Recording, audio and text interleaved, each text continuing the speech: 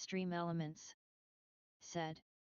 Unicorn Turtle is now live streaming Umineko when they cry answer arcs. Let us play Umineko when they cry answer arcs lab.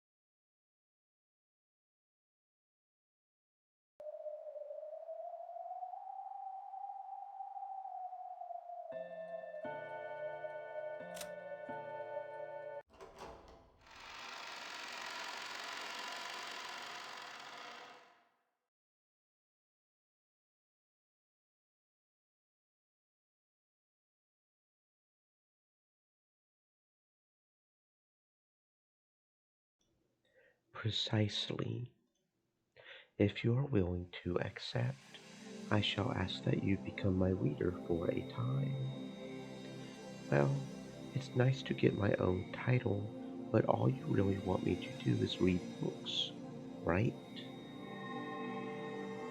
Becoming my reader means the same as becoming my familiar. In other words, what is done against you will be done against me.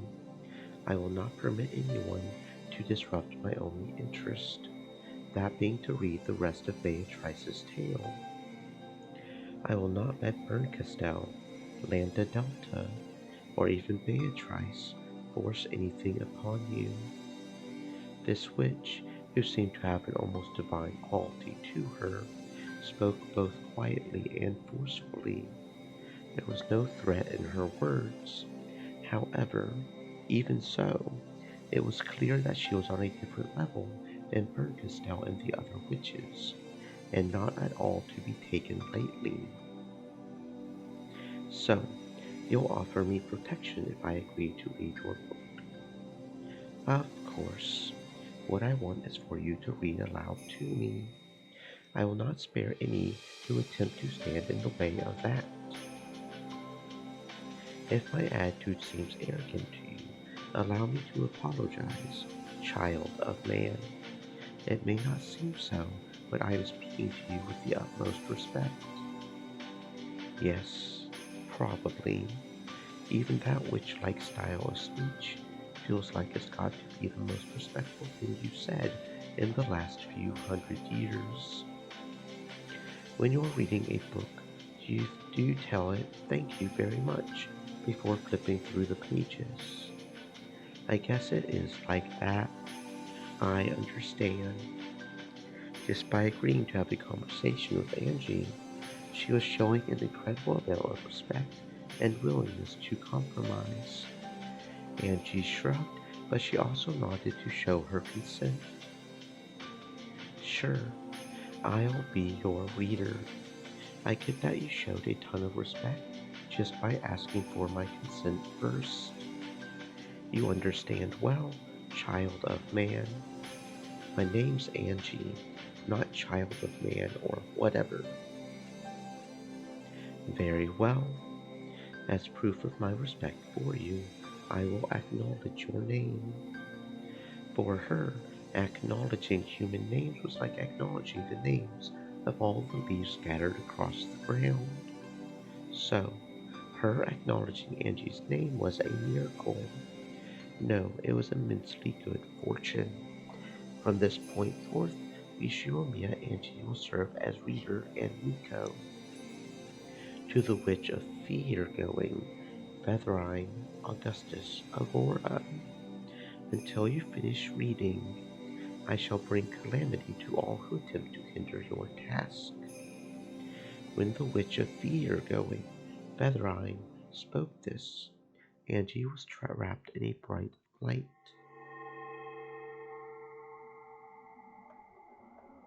Angie didn't feel any particular change herself, but she definitely had been given something that only non-humans could sense. It signified that from this point forward, Angie would be the witch of fear going subject. That didn't mean that Angie would gain some sort of special power, but at the very least, it probably meant that anyone wanting to cause her harm would first have to take on Featherine herself. Your name is pretty long. Sounds like some Roman person from the history books. What should I call you? Those not familiar with me call me Augustus Aurora. After all the respect you've shown me, it's only fitting that I respond in kind. I'll call you Featherine. Any problems? None at all. For an ailing witch such as myself, even being called by my first name will be an experience to be treasured and pondered over. Child of man. I have a name. It's Angie. Even conversations like this are pleasant every once in a while. Angie, my Miko. Angie accepted her role. She would observe the story with the witch of fear going. The curtain was rising on the sixth tale.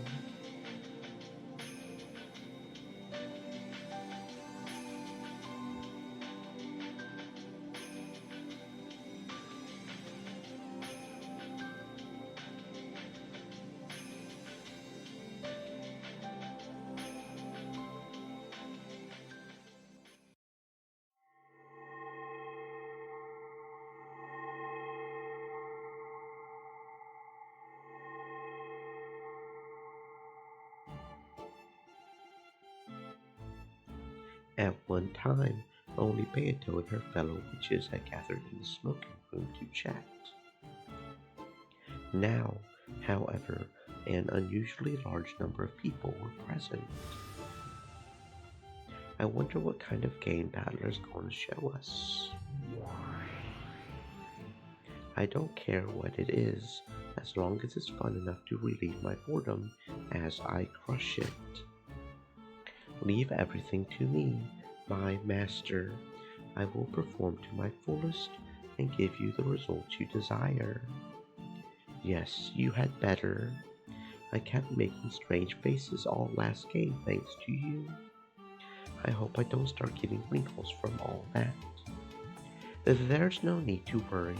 The beauty of my master's face is without peer, no matter how wrinkly it may get.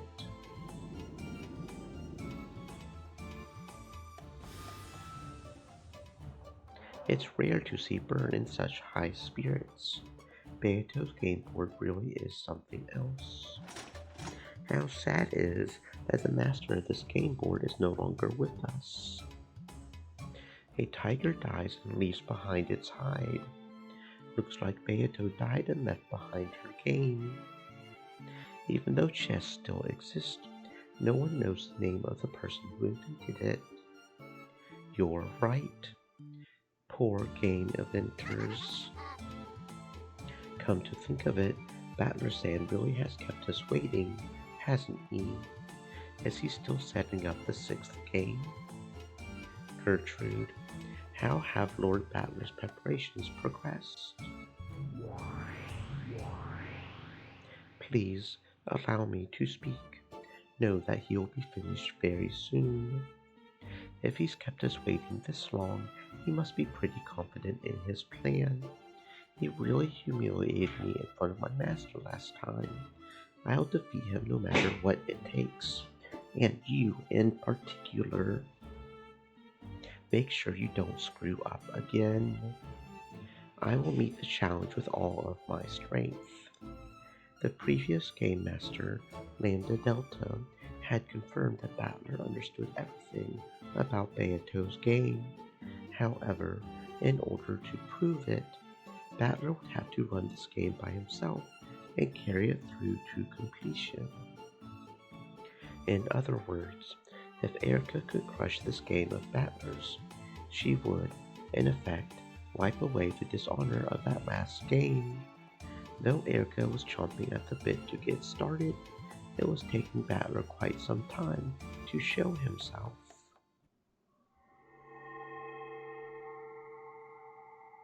At that time, a swarm of gold butterflies popped into existence and took human form. From the shape of that familiar dress, everyone immediately realized who it was.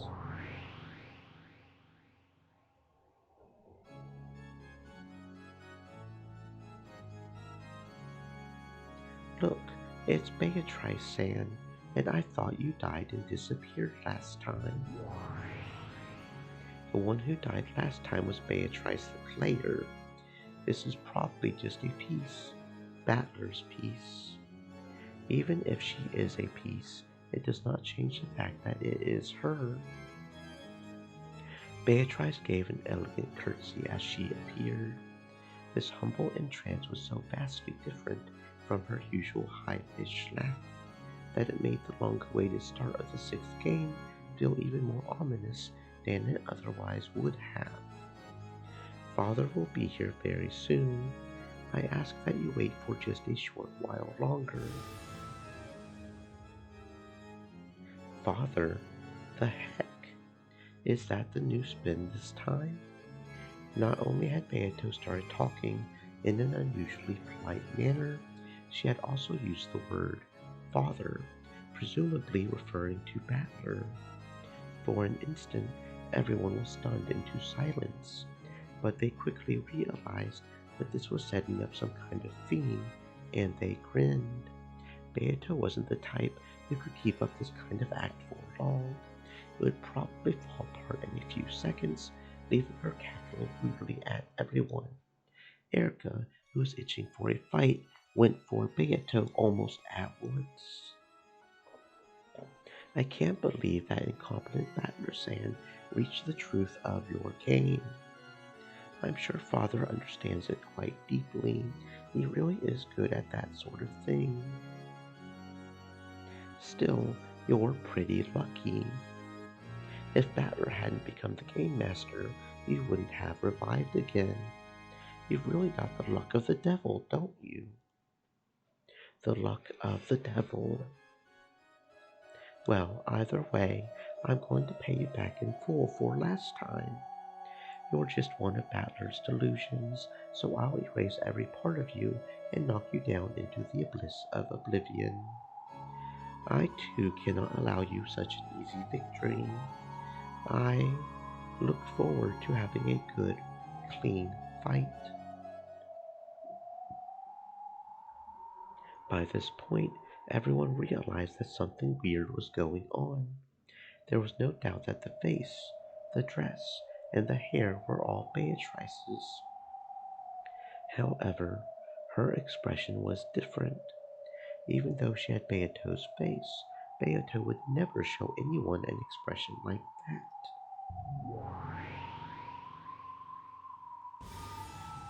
Who are you? There was a heavy silence. Lambda Delta spoke for everyone there. At first, Beato had worn a smiling yet blank expression. However, when she realized that the mood had gone suddenly stiff, her expression finally darkened, and she hung her head. Who are you? You appear to be Lady Beatrice, but are you not? Even the landlord was forced to ask, despite the rudeness of the question. That was how much this woman, who appeared to be Beato, was not. Am I somehow different from the Beatrice everyone was expecting? What are you talking about? Wait a second. Don't tell me you have amnesia or something. I was only born recently, so I have no memories at all. However, I will study hard in order to become the Beatrice you all expect. Beato, I thought I told you to stay in your room. Battler's voice came out of nowhere. His tone was very slightly cold. Beato's expression looked like that of a young girl being scolded.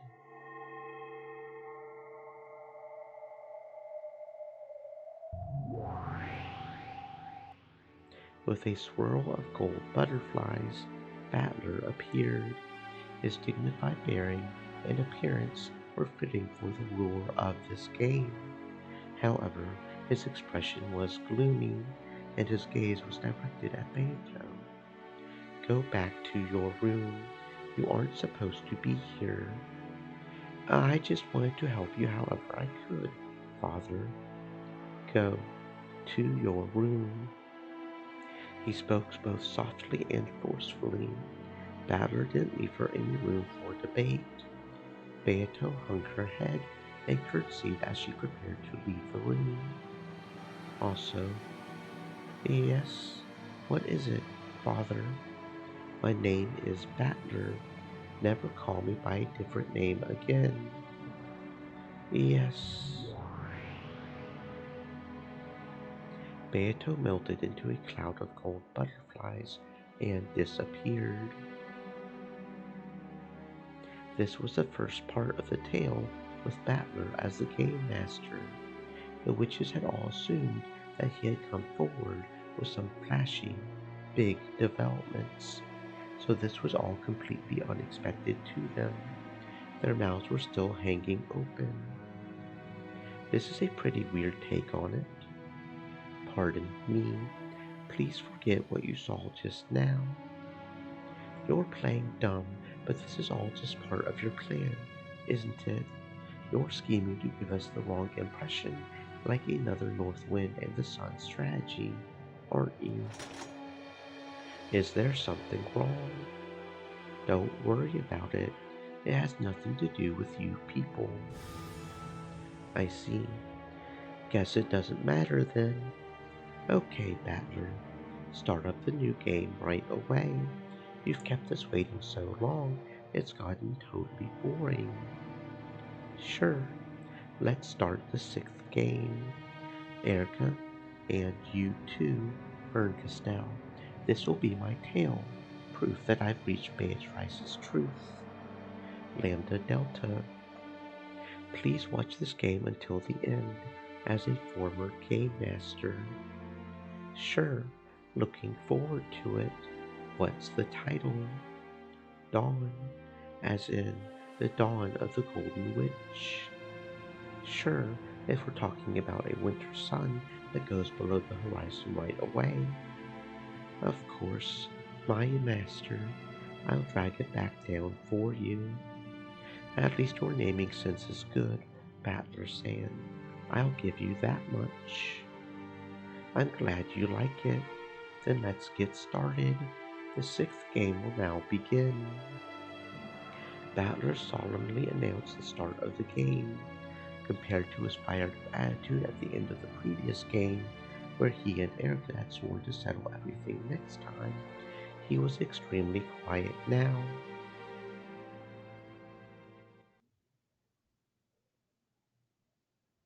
Angie, Beato seems to have changed a lot since we last saw her.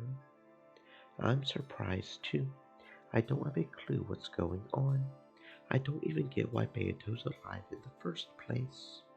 I just finished reading it a second ago, but at the end of the previous tale, didn't she die just before Battler reached the truth? There are two kinds of death in this world. One of them is when a piece is taken from the game board.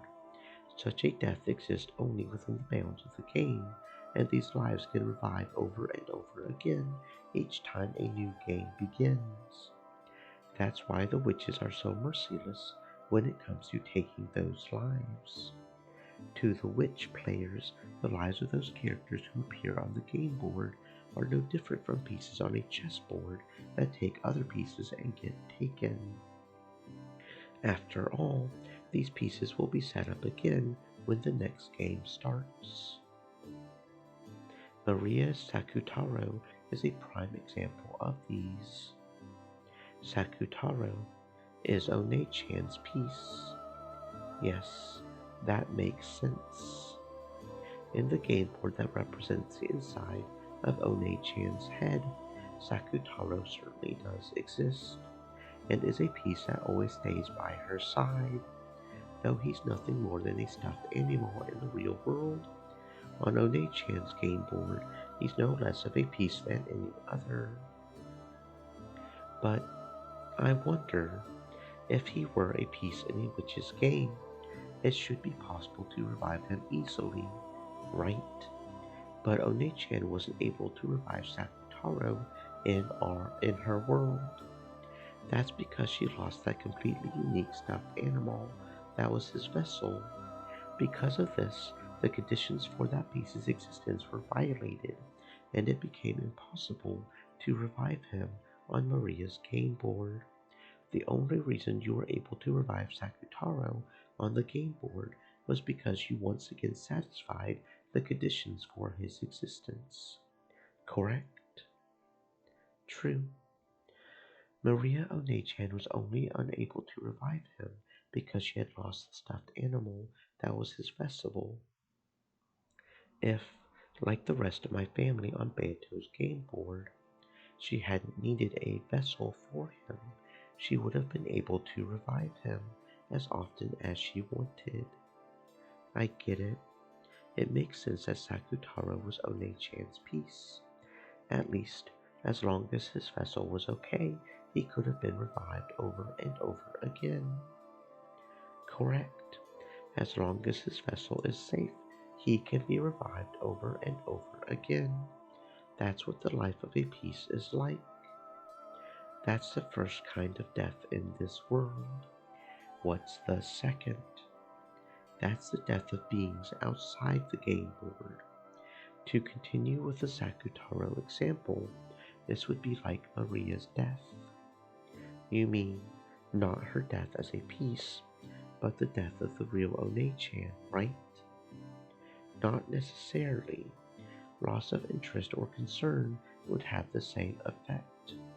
When Maria outgrows playing with stuffed animals, Maria the game player will die.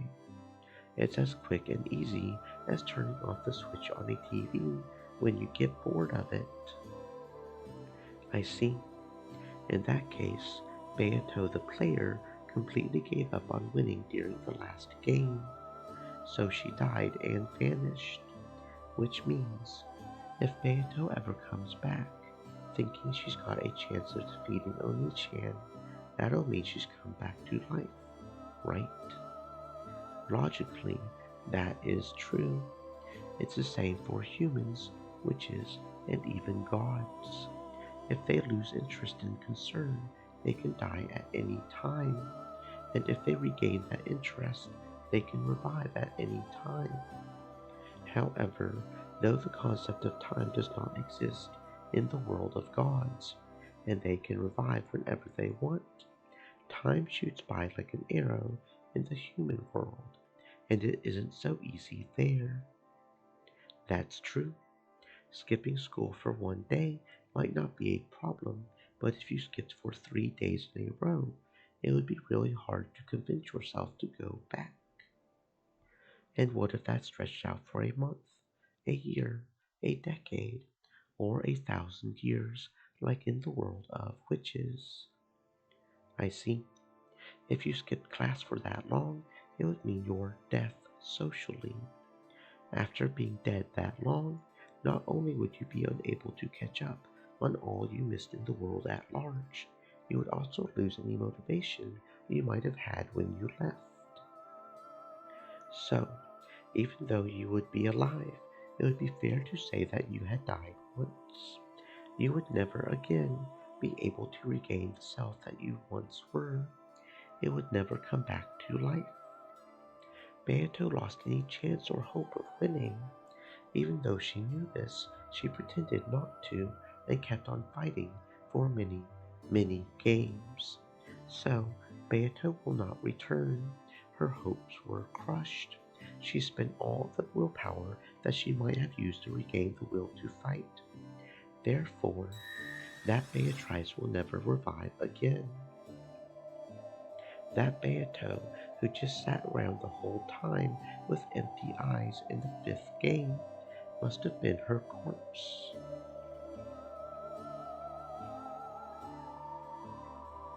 She managed to remain on the game board despite it all, but then even that corpse was wiped away.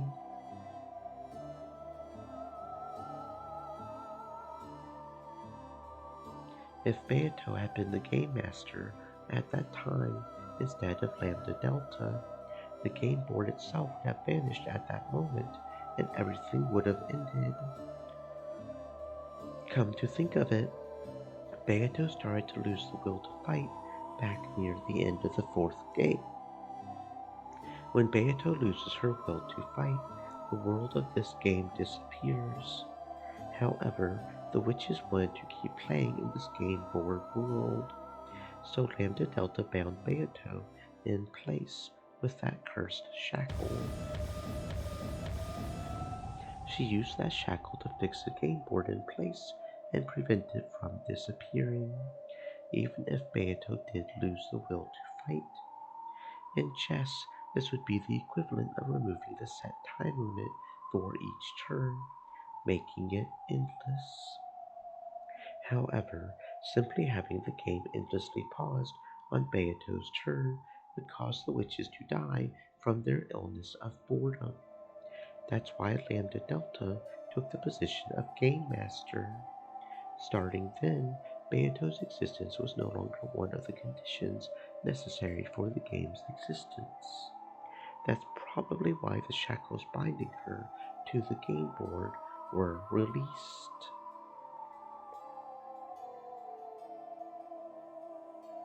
And that explains why she disappeared in the fourth game. So, when Oni-chan managed to reach the truth, it was one game too late for him to tell Beato about it. The fifth game was a form of charity on Lambda Delta's part. She merely showed Battler some mercy as the Witch of Certainty, acknowledging his strong desire to reach the truth, no matter what. How can you call that charity? It's just those fickle witches killing time. Let's get back to the point. So, that means this weird Beato isn't the player Beato. She's just a piece Beato. True, if that is the case, she should eventually become the Beato everyone knows. I imagine that is the Beato that Battler wants. You mean he wasn't satisfied with just a doll? When playing with dolls, one can project the personality they most desire onto the doll. However, since you are acting out their part, nothing unexpected can ever happen. You cannot hope for any unanticipated happiness. In the human world, there's nothing so boring as a pre-established harmony. That's why, though a doll can become a person's best friend in the world, the people eventually get bored and outgrow them. Oni-chan only wants the real Beato. He couldn't bear having a doll that only acted like Beato. A Beato born as Battler's piece would probably move according to Battler's wishes. That's only natural for a piece. Pieces move however their players tell them to, and they can't do anything else. I see what it is Oni-chan wants. So what's up with this weird Beato? Battler might be trying to revive Beato in the truest sense. That is a never-dying dream held by children of man. You just used the red to say that wasn't possible. That Beato will never revive. However, that doesn't mean it is impossible for Beato to be born again. Have you forgotten? I believe that Burkesdown herself revealed Beato's true form at the end of the first game. Now I remember. She said something about how Beato exists as the incarnation of a rule. Information began to be accumulated based around that rule, and in the end, it took the form of the witch known as Beatrice. If that pattern is followed once more, the same Beatrice will be born again. And perhaps one could call that a resurrection. In other words, that weird Beato is Beato as an egg, or maybe a chick. That interpretation is probably accurate. In short, this Beato is a chick who might grow to become that Beato. And that means this pure and lovable kid will eventually grow into that screwed up, crazy witch. In other words, that Beato is a baby version of the Beato we all know. So, just like how no person is born evil, the newborn Beato isn't evil either, even though she really is a different person if you measure her by her root or perhaps her soul.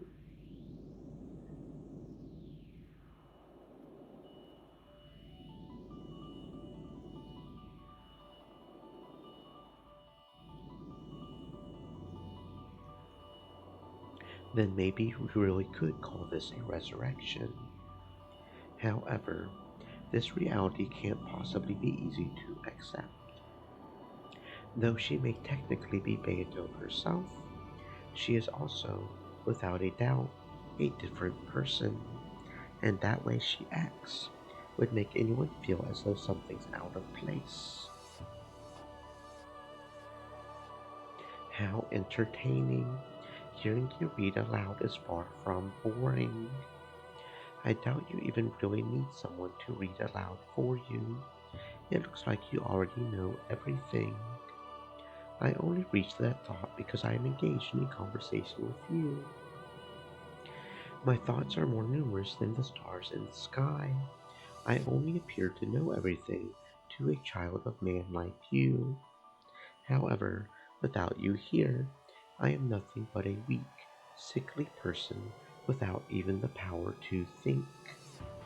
If you had just said that in the first place, I would have agreed to read for you a lot more easily. My mood just happened to improve. Don't get an overswelled impression of yourself. Your life means less to me than a leaf one has lost after using it as a bookmark. Please keep reading already. Is that pretty much what you're trying to say? Far from boring. You really do make an excellent Miko. Feather-Eyed rocked back in her rocking chair and looked up at the ceiling, laughing as though the conversation itself was pleasant for her. Angie was slowly figuring out how to deal with this strange witch. This person was also bored. It's not uncommon for a sick person who's bored from being bedridden for a long time to start acting rebellious. On the other hand, they can also get a little bored of being treated kindly all the time. She may want to be shown respect for her superiority, but it's probably more interesting for her when she's spoken to rudely. What a coincidence. That's how I used to be. Anyway, from what we learned in the fourth game, there's no doubt that there's been some kind of antagonism between Beato and Oni-chan in the past. Learning about this Beato might give us a key to finding the truth. It does seem so. It has caught my interest as well. Let's read her tale too. Sure, as you wish, my master. When Angie raised her hands like a conductor, the bookshelves in this bizarre study responded. Once again, several books floated out and began to swirl around Angie.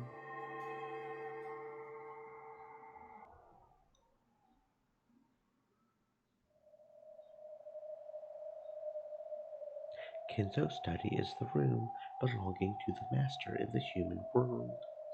So, this study in the world of non-humans belonged to the master of the game board, and was a place where he could look down upon the humans.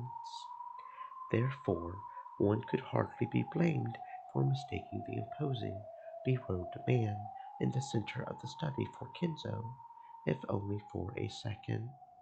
But it wasn't Kinzo. This was Battler, the one who had taken up the position of Game Master, becoming the new territory lord of this world. Around Battler was a swirl of glowing fragments, sparkling like the night sky, and on the floor was what appeared to be a red magic circle. To an outsider, it would seem to be nothing more than an incomprehensible geometric shape. But to Battler, who stood at its center, it was the outline for a new tale. A new line grew across the magic circle, following Battler's gaze. Then, at the instant it connected with a complicated symbol, the entire magic circle flashed brightly.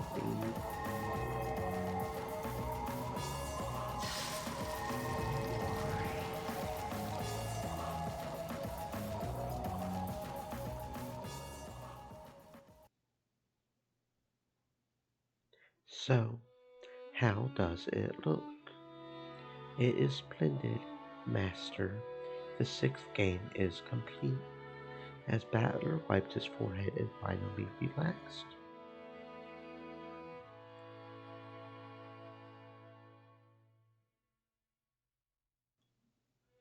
Genji, who was standing behind him, watching over his every move, nodded deeply in response. I always thought being a game master meant you could make the tale however you want, but this is seriously harder than I thought. You must write up multiple tales and make the inner and outer sides of the story match.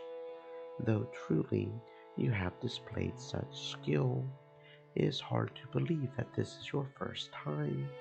I believe even Erica Sama will be satisfied with this game. Well, hopefully it matches that great detective's tastes. Still, I've gotta honestly respect Beato now. I can hardly believe that she managed to make tales that complicated and do it so easily. Easily. Far from it. Beatrice Sama also worried, racking her brain over various contradictions each time she created a tale. She was constantly battling with logic errors. Logic errors. That is when the two sides of the tale do not meet, creating a contradiction. When this happens, it becomes a fatal violation of the rules known as a logic error, and the game board will immediately collapse and be destroyed. It is the greatest and worst form of error that the witch side can make, and one which must always be avoided. So, Beato got close to bumping into these many times in her games. She fought with them every time she created a game. I believe it grew even more difficult for her as you become a more formidable opponent. So, do you think this game I've made is good enough to show Beato? Yes, of course. Beato hasn't woken up yet, has she?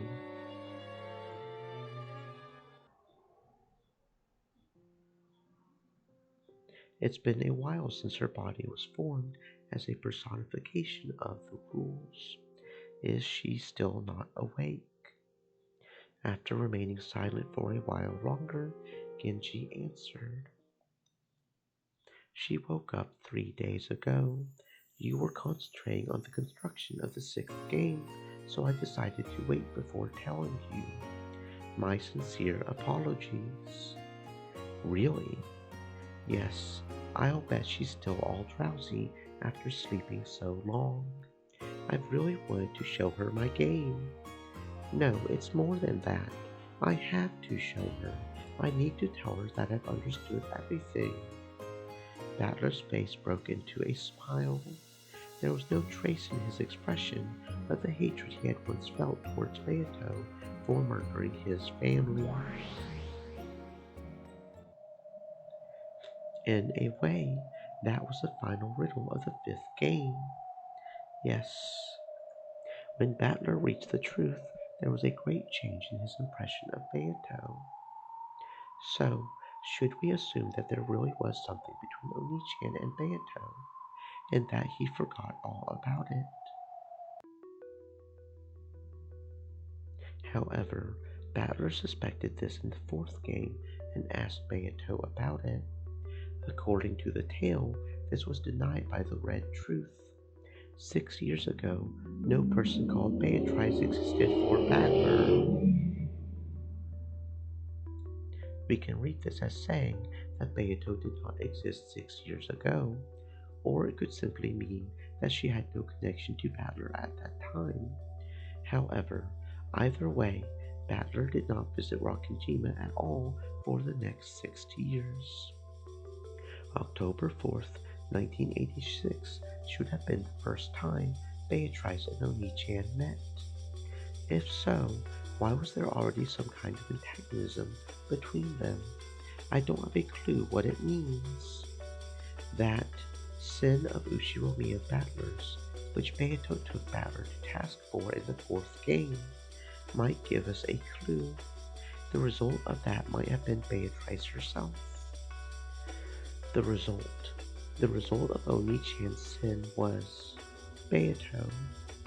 That almost sounds as though Oni-chan created the witch called Beatrice himself,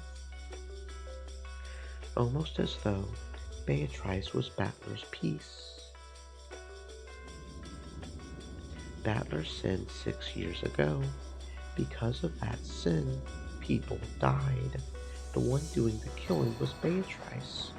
If you consider the possibility that everything was connected to Battler's sin 6 years ago, then the one who created Beatrice was Battler himself. I thought it sounded almost as though she was Battler's piece. I don't get it. Even if Oni-chan sinned in some way, his crime couldn't have been anything close to murder. If this huge massacre is in retaliation for what he did, then it's totally out of proportion. Beato killed our family. Dad, Mom, Oni-chan, everyone. I can't believe that Oni-chan's sin was anything deserving of that. The weight of a sin depends on the person measuring it. Even a sin so light that Battler might have forgotten could have been so serious to Beato that she hated him enough to massacre his whole family a full 6 years after the fact. Well, even I find that a bit excessive, and more importantly, if she were a person like that, I would find it hard to accept that Battler would act so friendly towards her after discovering the truth. Beth Ryan's observation was an interesting one. In a past game, Beato clearly said that Oni-chan's sin 6 years ago was the cause of this 2-day tragedy. I still don't know what kind of sin that was. However, he figured out what it was at the end of the 5th game, and he even apologized to Beato, even though she was the witch who had massacred his entire family in retaliation for his sin of 6 years previous. Battler apologized to her. Of course, it was the player Battler who apologized, not the peace Battler whose family had been murdered over and over again. But even so, Battler must have remembered something at the end of the last game that made him feel like apologizing. Does that mean the sin from 6 years ago is hidden somewhere in the tales we've seen so far? I have already formed a certain theory on that matter. Let's hear it. I cannot tell you yet. I want to enjoy being the only one who knows the answer for a little while longer. Well then, I guess I'm done reading for you. Well, we can't have that, can we? Have some patience and read a bit further. My theory is still nothing more than a guess. Once I'm certain of it, I'll tell you.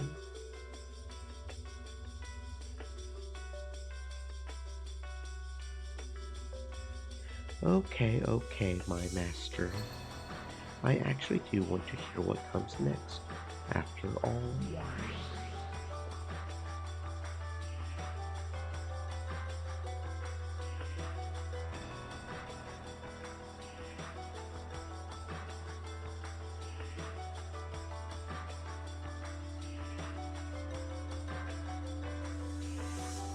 Just what kind of connection do Oni-chan and Beatrice have with each other?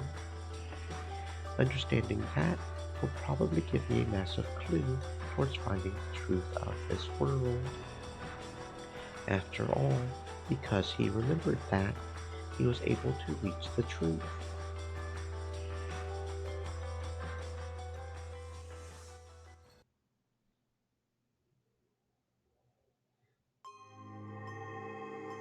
Beatrice.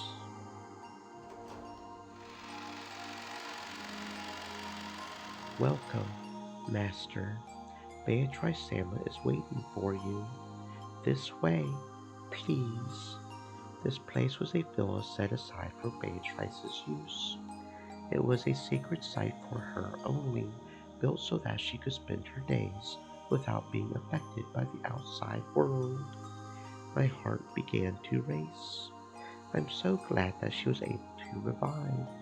and that everything's okay. Beato is a personification of the rules. So, even though she was destroyed once, it's possible for her to be reborn again. Battler had quickly succeeded in reviving Beato's body, but he had had trouble summoning her soul back. However, during the time he had spent immersed in the creation of the sixth game, she had woken up, and this had happened 3 days ago. Battler let himself be led into the dining hall. The dining hall had been set up for his and Beato's use. It existed so that they could enjoy some black tea while having conversations that were only possible now that he had reached all of the truth. I want to tell her, I want to tell Beato that I found the truth. Battler couldn't hold back his excitement over this miracle he had been granted, the miracle of Beato waiting for him in the dining hall to hear what he had to say. How is Beatrice? Same as usual. Is she doing well? Yes, she is doing quite well. She has been waiting for you all this time, Master. Yes. So she's in the dining hall. Is she eating or something? That's okay. It doesn't matter either way. You'll be surprised. Beatrice. When he swung open the doors to the dining hall, Battler was greeted by a wonderful sight. Though the food laid out on the table wasn't particularly sensational, it was arranged beautifully, and a champagne bottle stood there waiting. Then the person clad in that familiar dress with the beautiful golden hair bowed deeply in greeting. But Beatrice, you have my sincerest gratitude for giving me this form. Come on, don't worry about that. I'm so glad, Beato. Battler rushed up to Beato and hugged her tightly, just to make sure her body wasn't just mist or an illusion. I solved your riddle for you, but then, before I could tell you about it, you went and disappeared. I am right here. I will not disappear. It's okay. You can stop talking like that. I'm not going to ask you for anything in return. Anyway, I want to apologize and I want to talk with you. I don't even know where I should start. You have done nothing that you need to apologize for. Father, I Ridiculous am. prig, said. Bst we ars on mufzar.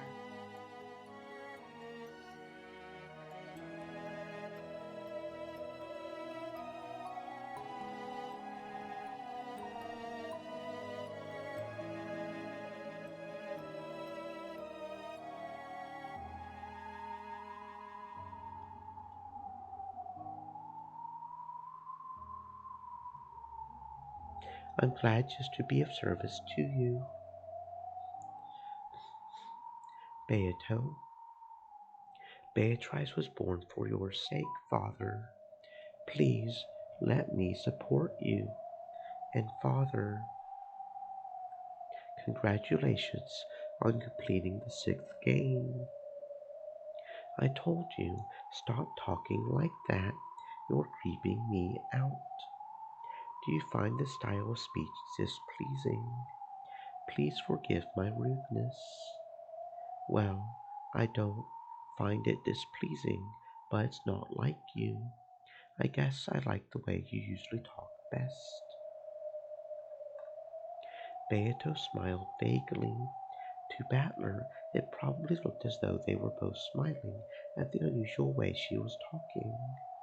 However, Beato's smile literally was vague and uncertain. After all, she didn't know how she was supposed to talk. Anyway, Beato, just what kind of joke is this? Don't tell me that the great Beatrice Sama decided to cook for me. When I heard that you had completed the sixth game, I wanted to see if I could prepare a modest reward to congratulate you. Beatrice Sama really worked hard to make this. I didn't even need to lend a hand at all. No, I didn't. The food set on the table really was modest and inexpertly made. You could tell by looking at it that Beato, who wasn't particularly skilled with cooking, had given it her all. However, signs of discomfort and irritation were beginning to appear on Battler's face. What's going on here? Well, as she said, Beatrice Sama wishes to congratulate you. Sweat was starting to show up on Kumasawa's forehead. She was also feeling uneasy. When he noticed, Battler realized that it wasn't just his imagination. Beato turned her back to Battler and stuck a corkscrew into the champagne bottle. Then she showed it to Battler. Father, congratulations on the completion of the sixth game, in the hopes that you will prove victorious over your longtime rival, Furudo Erika. When presented with a champagne bottle and a sound like that, anyone would think that the cork had been pulled out. However, it wasn't the cork. It was the bottom of the bottle. The high-quality champagne that Beato had procured splashed out all over the floor and her dress. Then the same sound repeated several more times. Each time, one of the plates of food on the table was knocked into the air. Father, did you find the food displeasing? Who are you? I am Beatrice. I was born for your sake, Father. That's not right. Who is this? This isn't Beato, and anyway, don't call me Father. What's going on here? What is this? Didn't I revive Beato? Kenji, what's this all about? My apologies, but that is indeed Beatrice Sama. Are you kidding me? How is this supposed to be Beato? She's totally wrong. A fake. No, this is Beatrice Sama. This is, without a doubt, Beatrice Sama, who was born in accordance with the rules of the game board. No, this isn't anything like Beato. Beato would always talk in that weird way and laugh rudely, and, no, this is most certainly Beatrice Sama herself. Then why is she talking like that? Why is she calling me father?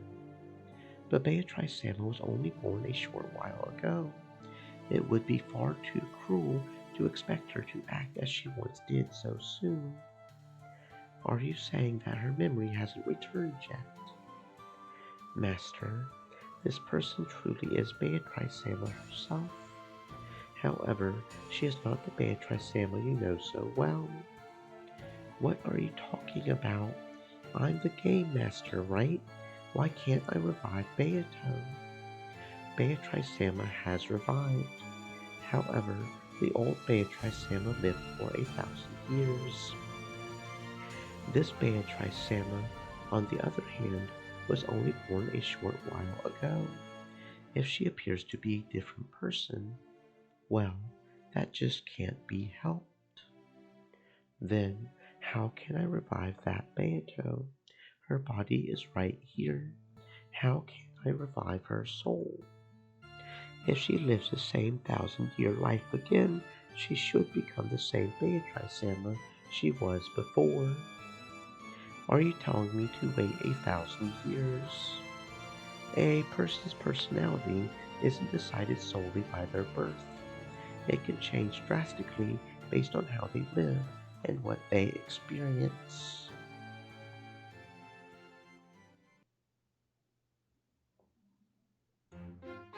Do you understand? Even though she is the same Beato, she is not the same. I get it.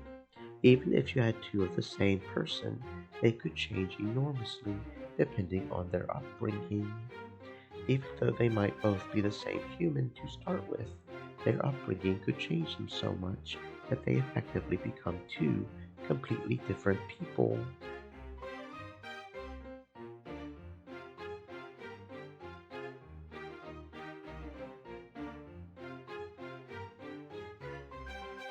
Usually, we use the term person to refer to a person, not their personality. However, since humans recognize a person by their personality, those two might as well be different people from a human perspective. That's so true. If that tragedy 12 years ago hadn't happened, this little lady of ours might be a cute girl who could smile without looking weird. That's rude. I'm plenty cute as it is. I understand. If a personality is what makes a person in our eyes, you could probably say that a second personality represents a different person entirely, even if it inhabits the same flesh body.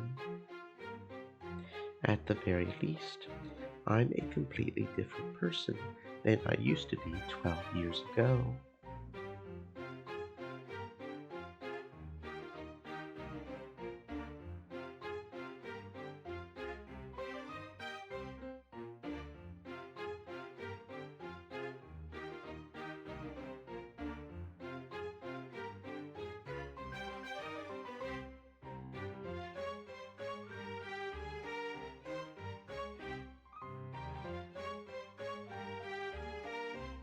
And if my family had come home 12 years ago, then the Angie that resulted would surely be a completely different person from me. Even a single human can become a different person. In fact, depending on their upbringing and endless possibilities, they can become an endless number of different people. So, just because this is Beato, that's no guarantee that she'll become the Beato that Oni-chan knows so well. And on top of that, Beatrice is a witch who lived 1,000 years. People can die and be reborn in just 3 days. 1,000 years is such a huge amount of time. It seems you're quite a skilled reader. For most of my readers, it would be necessary to spend several hundred pages to explain how a single person can become different people depending on their upbringing and time. Don't underestimate your readers. We aren't just reading, we read and we think. If I make 100 people read it, about 90 will be able to. However, only 50 will actually understand what it means, and not even 20 will actually think beyond that. And all I ask is that they think it over a bit, nothing more than that. However, it seems that you are the one of those precious 20 readers. That's why I invited you here, child of man. It was seriously hard to like this Hachijo Toya person. However, though this poetry she had written was still in its first stages, it definitely felt as though it contained something very similar to the tales in those message bottles. Speaking metaphorically, one might call it a scent, an indescribably unique and stirred atmosphere, like a stuffy library. The Beatrice who wrote the message bottles and Hachijo Toya are different people, and yet this has the same scent as that tale. I see. This is why some of those curious witch hunters are so intensely devoted to her. Their keen sense of smell was able to sniff out that familiar scent. Very well then, please continue reading. There could be nothing more entertaining than watching your face as you glance over the words. That and speaking with you. I guess it's true that writers are always starving for opinions on their works.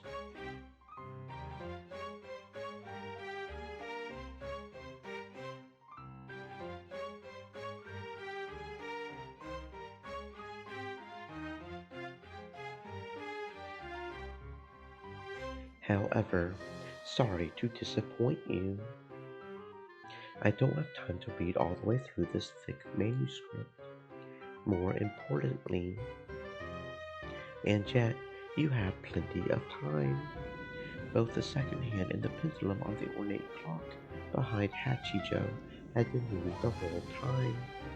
However, absolutely no time had passed for a while now. Only about 3 minutes had gone by since the time she had entered the room. See, time isn't one of your problems. No sort of time will chase you away until you finish reading. Next page, lady, next page. Amakusa badgered me to turn the page, so I returned to the world of the tale once more. Why does her tale have the same scent as Beatrice's? I wonder. Is it because she actually has reached the truth, as she claims? Does this mean that anyone who knows the truth could create an endless number of message bottles? Is that how the Catbox world works? I see. I guess she might also be an endless witch. In fact, maybe anyone who knows the truth can become an endless witch.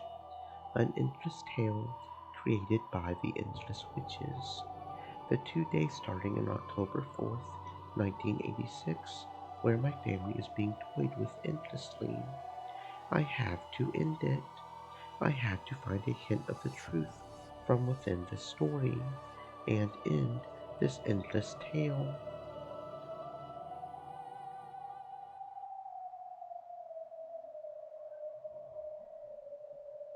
What do you think, Beato? How's the sixth game I've made? Well, you're not the type to give me an honest compliment anyway. You would probably say something more like, not bad for an incompetent fool like you. Not bad for an incompetent fool like you. Now that I've seen what it's like to be a game master, it's perfectly clear I wasn't the only one who had it rough each and every game. Creating a game is far from easy. I certainly never expected us to recognize each other's efforts like this. Creating a game is far from easy. I certainly never expected us to recognize each other's efforts like this. All wrong. This isn't Beato. Battler slammed hard on the desk, but the piece Beato showed no reaction. After all, Battler hadn't ordered her to react. It would be easy to revive that Beato as a piece. However, it would only move according to Battler's wishes. Having a conversation with it was no different from talking to himself. The Game Master could summon any kind of piece. He could move those pieces in any way he wanted, reigning as an absolute god. However, for that very reason, they were just pieces. That made it unbelievably lonely and sad. You created many kinds of furniture as well as several tales in the past. When I saw that, I was sure you were having a great time doing it. But that's all wrong. You were unbelievably lonely. It must have been such a relief for you having an opponent like me who could actually go against you. Yes, I'm painfully aware of that now. That weird, polite Beato really was you, wasn't she? The way you were 1,000 years ago. And yet, she's a different person. The way she looks just like you is what I really can't get over. I can't stand it. However, she isn't a piece, so she can go against my will. That Beato is much more alive than a piece like you. I get that, but it's all wrong. That isn't you. She's a completely separate person, like a long lost little sister or something, and that's why I just can't accept her. As much as she hated the peace version of Beato, Battler felt an even stronger dislike for the chick Beato. Even after a whole 1,000 years, she still wouldn't become the original Beato. Even if she were ordered to act like the original Beato, it would just be an imitation. This was a very similar but separate person, and definitely not Beato herself. So, in the previous game, Beato really did disappear for all eternity. Even after becoming the Game Master, there was no way to revive her. Laugh, laugh at how pathetic I am.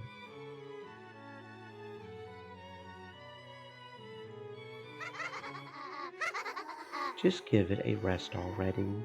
You're just an illusion who won't laugh unless I order it, and who can't even continue to laugh unless I keep on ordering it. Just disappear.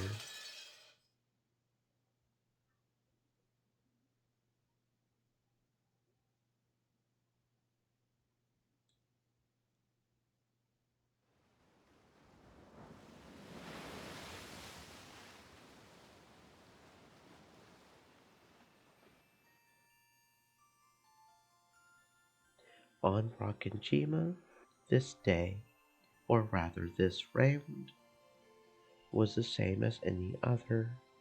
The typhoon would be coming very soon. The sky was still overcast, but the clouds were moving quickly.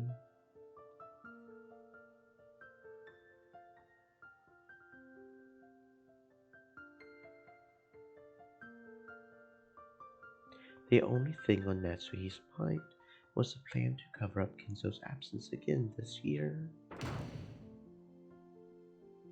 Krause appeared to have suffered a tummy ache from the stress and was sleeping in his room.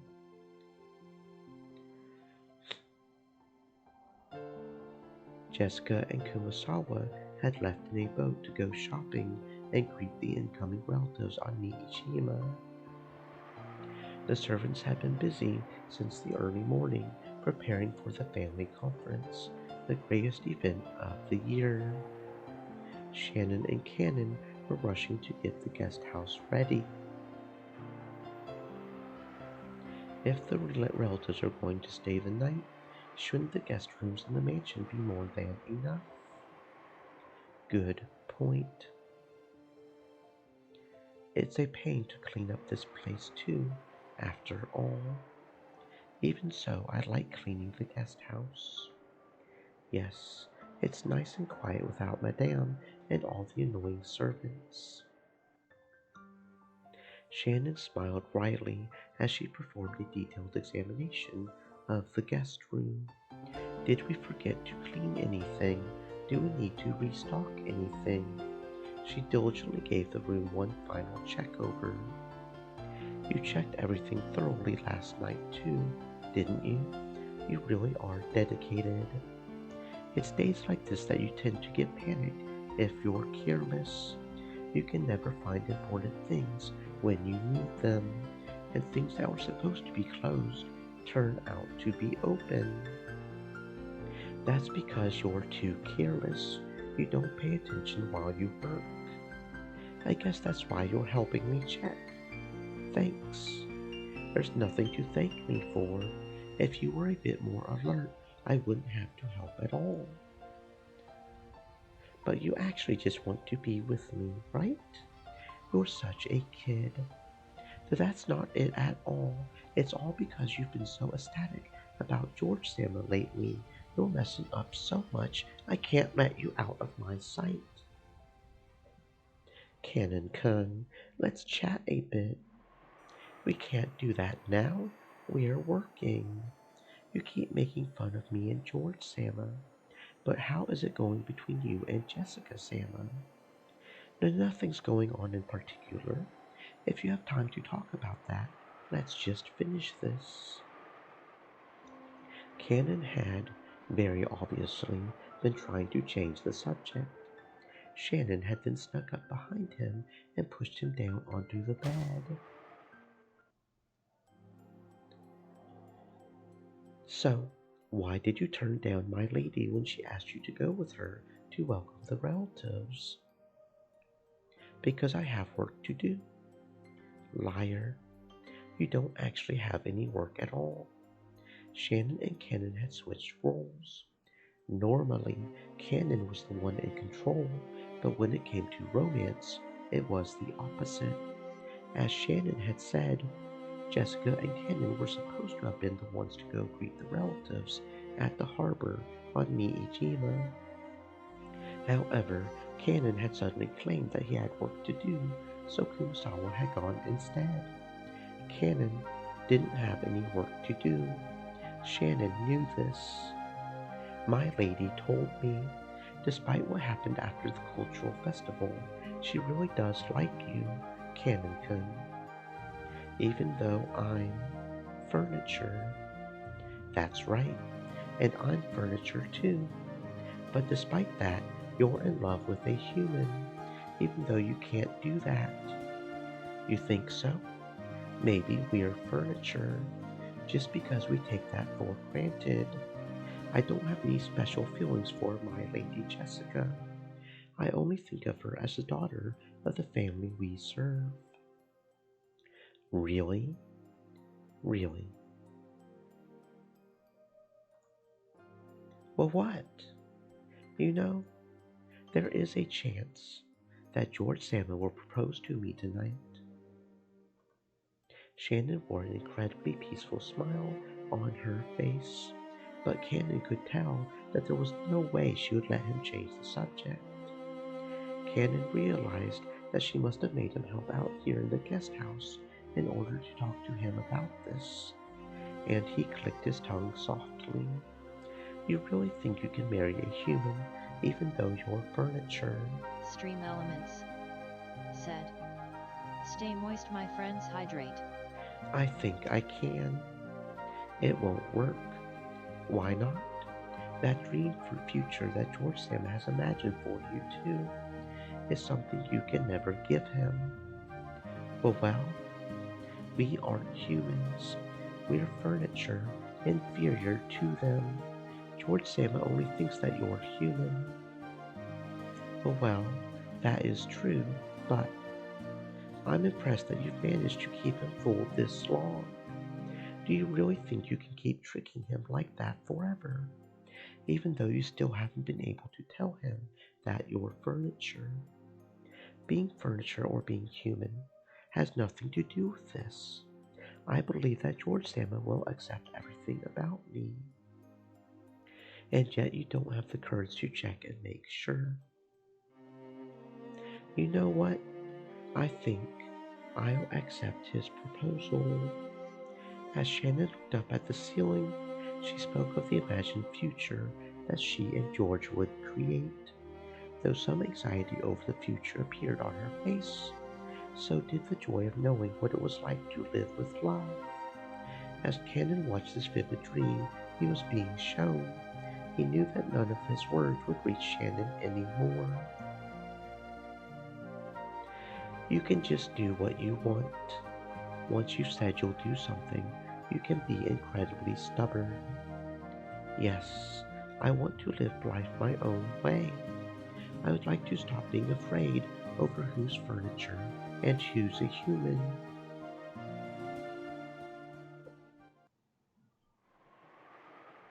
Cannon walked over to the window silently. He saw the rose garden filled with boring, gray flowers in bloom. He realized that Shannon was acting above her place, and he knew that her tale had no chance of a happy ending. However, he also knew that no words of his could change her mind now that she had made her decision. In that case, it doesn't matter what I say. If I tell you to stop, you won't listen. If I tell you to do what you want, you'll do what you want. Why are you talking to me about this? It's not like you care what I have to say. What I want to know is how you feel about my lady. I have nothing to do with the two of you. Do you really feel absolutely nothing for my lady? No, I don't, as I keep telling you. Liar. What makes you think that's a lie? I can tell.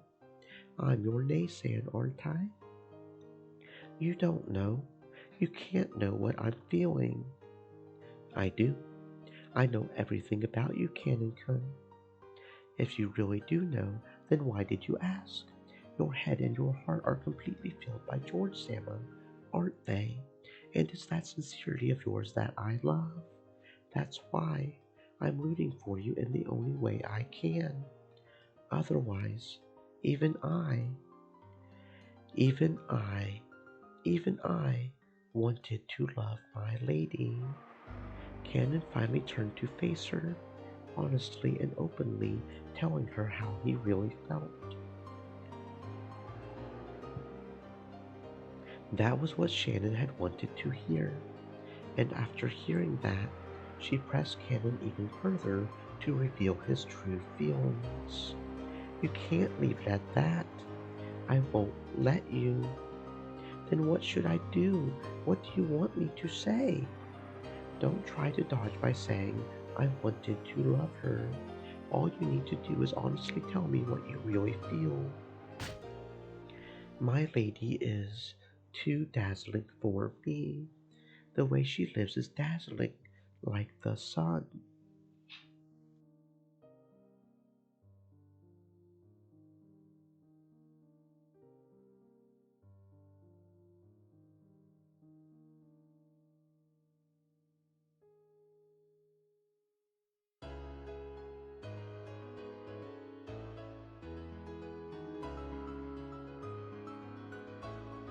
That's why I love her. I was so happy when my lady stretched out her hand and asked me to walk with her. No, I still am happy. You love her, don't you? Yes, I do. I love my lady. Finally, Cannon confessed his feelings in their entirety. In fact, by saying it aloud, he finally understood how he truly felt. As passionate tears welled up in his eyes, Cannon finally accepted it. He couldn't stop the tears from dripping down his face. Both of us are the same, locked up on Wakajima and living without any hope at all. And yet, my lady was able to light her own path and create her own fate. She was so dazzling that I envied her. I felt as though, if I could be with her, I could find my true self instead of being the pitiful person I am now. When you turned down my lady's confession, were you sad? I was. I never realized that a lie you make to yourself could be so sad, so painful, so excruciating. And I couldn't forgive myself for hurting my lady with that lie. I believed I didn't have what it takes to ever fall in love again. But that wasn't true. Do you know what's needed to fall in love? It's something you can't get from anyone but yourself. Being furniture or not has nothing to do with it.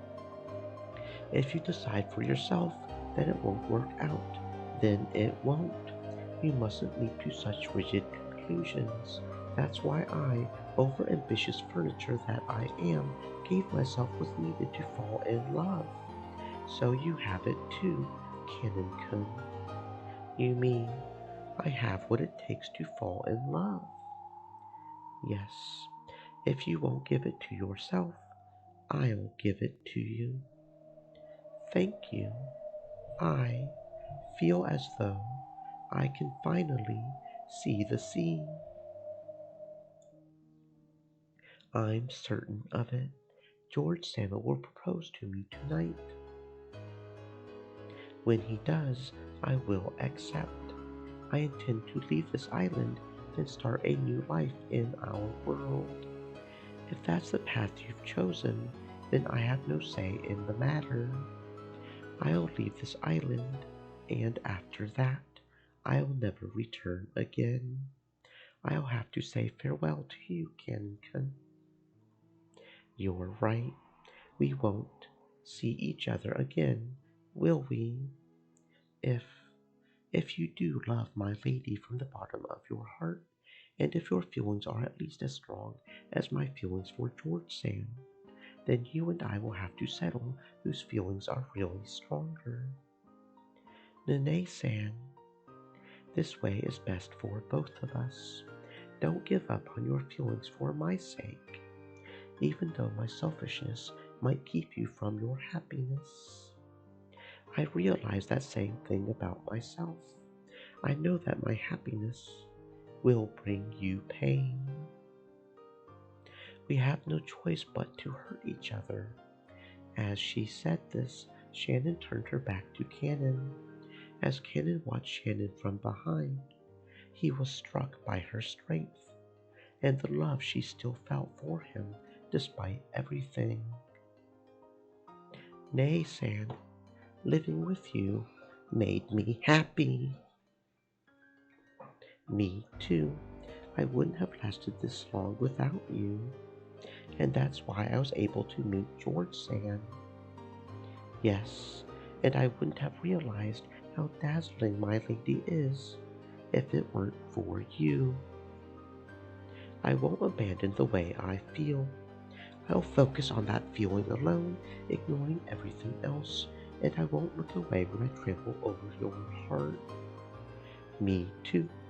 I won't use you as an excuse to hide the way I really feel. Whether my love bears fruit or yours does, we'll both support the victor. Yes, I promise, and if I win, I will love my lady and treasure you. Thank you, but if I win, I'll forget you and this island and leave this place forever. Yes, whichever of us wins, that person will pursue their love with all they've got, even if they know that love will be unrequited. Yes, after all, by now, we are not furniture.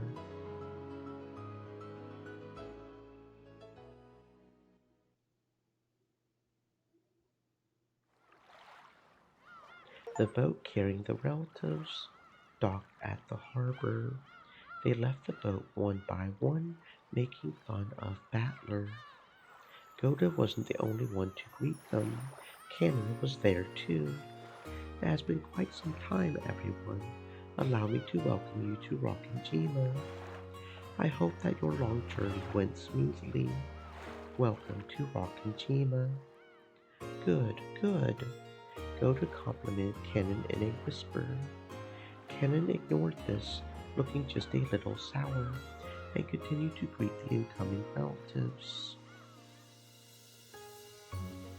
This is your first time meeting Goda-san and Cannon-kun, isn't it, Battler-kun? It's my first time meeting Battler, too. Goda-san's a great chef. He's the only reason anyone would want to ever come to this island. I am most honored, Battler-sama. I do hope that you look forward to your meals during your stay. I can't wait. I'm counting on you. Long time no see, Cannon-kun. You seem to be in high spirits today. That's great. You think so? Yes, your face is looking brighter today. Maybe it's your complexion, or maybe it's that your gaze looks a bit more gallant. It must be a growing phase. That's how a boy becomes a man. You usually look as though you're about to pass out from anemia. You're a bit different today. You've got some spunk. A boy can change a lot in just 3 days. I guess this means even Cannon-kun's getting a bit more manly. We aren't making fun of you, okay? We're all complimenting you.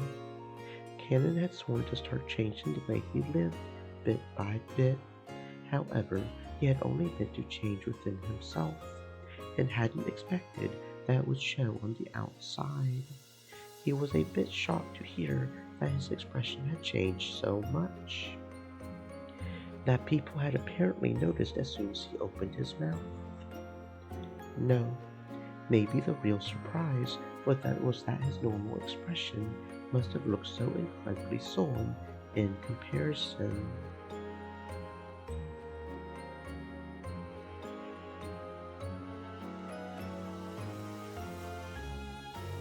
Goda led the way up to the guest house.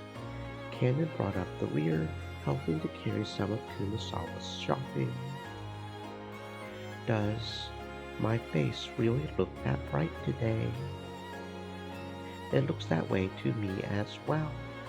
Did something good happen? Even Kumasawa was saying it. Cannon, unable to see what his own face looked like, hung his head in embarrassment.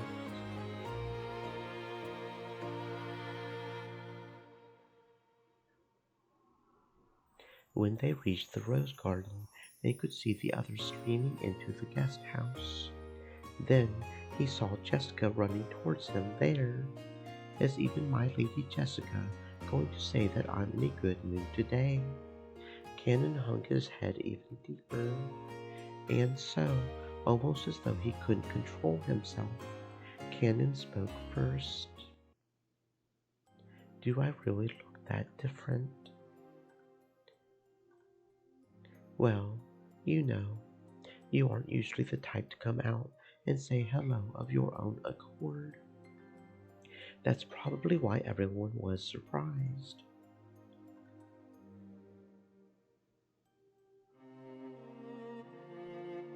I apologize for not going with you earlier, my lady. Don't worry about that. I'm the one who's sorry for asking you to come all the way out to Niijima with me to meet everyone. I know how busy you must be today. I didn't have anything in particular to do. You were just so dazzling that I couldn't bear to be with you. I was just weak. Jessica faltered, uncertain what Cannon was talking about. However, she realized that this was something too important to be laughed off. Did something happen, Cannon-kun? Shannon says she's going to get married. I see. So George Nissan is going to propose this time after all. Jessica thought Cannon was sad because Shannon would be leaving, that this new mental state had caused the change in his behavior, and Cannon realized that Jessica was probably thinking this. So he spoke to her clearly and honestly, because he wanted her to know. I decided that I would stop working here if Nasan ever quit. I know. So, are you going to quit too, Cannon-kun? I'm not sure anymore. I feel that if I quit, I might lose sight again of something you revealed to me, shining like the sun. Jessica could only stare blankly, unable to understand what he was saying.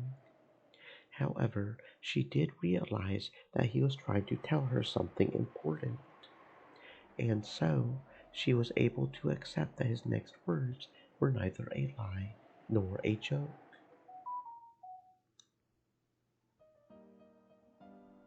My Lady Jessica, I love you. I love you too. You live your life like the sun, and I want to try walking that path alongside you. I have a feeling that, with you, I will be able to break free from the me that I despised as furniture. You aren't furniture, Cannon-kun, and you weren't born just so you could become a servant.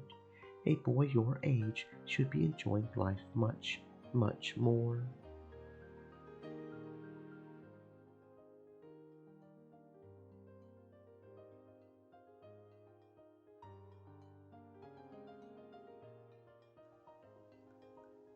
I'm dazzled too. You're so dazzling. I can hardly see. This is how I truly feel. I'm Sorry for trying to hide it for so long. I apologize for hurting you on that day, in my cowardice. That's okay. Just hearing you say that makes me happy. So, since I want to always be with you, I plan to stop being furniture. I ask that you give me some time to do that. Please forgive this last bit of weakness. There's nothing weak about you. You've shown me, you've shown me that you have the incredible courage to change yourself from the way you used to be. So, I'll support you until the end, and I won't rush you until you're ready. If I'm the sun lighting your path, that's because I wanted to shine more brightly than anyone else, so that you would look only at me. Without you, there's no way I would become anything like a sun. So, I'll wait, no matter how long it takes. Thank you, my lady. My lady is a bit stiff, don't you think? May I call you by your name? Sure, only when we're alone, okay?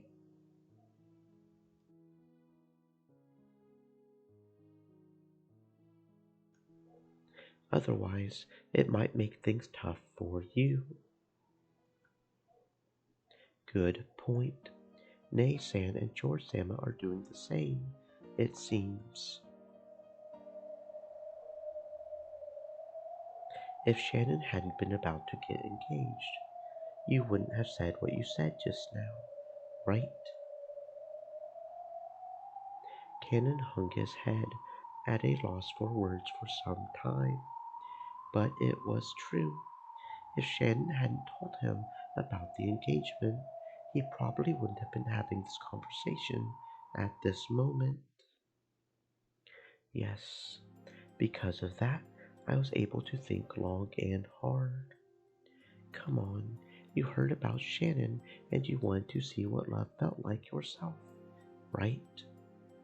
Yes. That's a pretty straight answer. Well, when I watched those two, I was pretty jealous myself. In truth, it wasn't quite like that for either of them. They hadn't shown the courage needed to speak up and tell the one you love how you feel.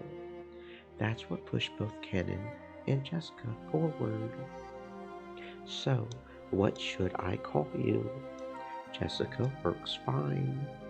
Just saying it like that would be a bit embarrassing. Then you can use Sam, at least at first. Why not try it out? Come on. Jessica Sam. Good, that'll do for now. And I would like to call you by your name, Cannon-kun. You have a real name, besides Cannon, don't you? I'll bet it has the character in it, like Cannon does. Well, what could it be? My name is Yoshia. How is it written? Jessica tried tracing out various characters on the palm of her hand. Then Cannon used his own finger to write out his name on her hand. You write it as Your Yoshia. Yes, that's a great name. Totally better than my weird name. That's not true. My Lady Jessica has a wonderful name. Say it again. My Lady Jessica has. One more time. My Lady Jessica has a wonderful. Is something wrong? No big deal. Thanks, Yoshia-kun. The red flowers of the rose garden seemed to celebrate the two lovers whose feelings had finally connected. The scene was watched by one not human who gazed out quietly from beneath the rose garden arbor.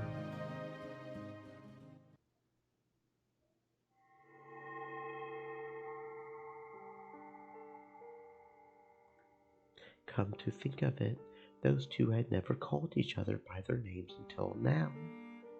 Jessica hadn't known Cannon's true name. Cannon hadn't called Jessica by her name. When people call each other by name, they acknowledge the worth of the other's soul. That's why names are sacred. When you've been given permission to say someone's name, it means they've acknowledged your soul. Is that why Father wants me to call him by his name? No, that's probably wrong. When Father sees me, it reminds him of that other me, the past me, and I'm sure that me called Father by name. However, that probably doesn't mean Father would be happy to hear me call him by his name. After all, I am me, and not the Beatrice Father knows well. What can I do to help Father? How can I be useful to him? After all, that's the only reason I was born. Hanging her head, Beatrice sat all alone in the Golden Land's arbor next to the rose garden, and she was watched by the witch of theater going and her Miko as they sat across from each other.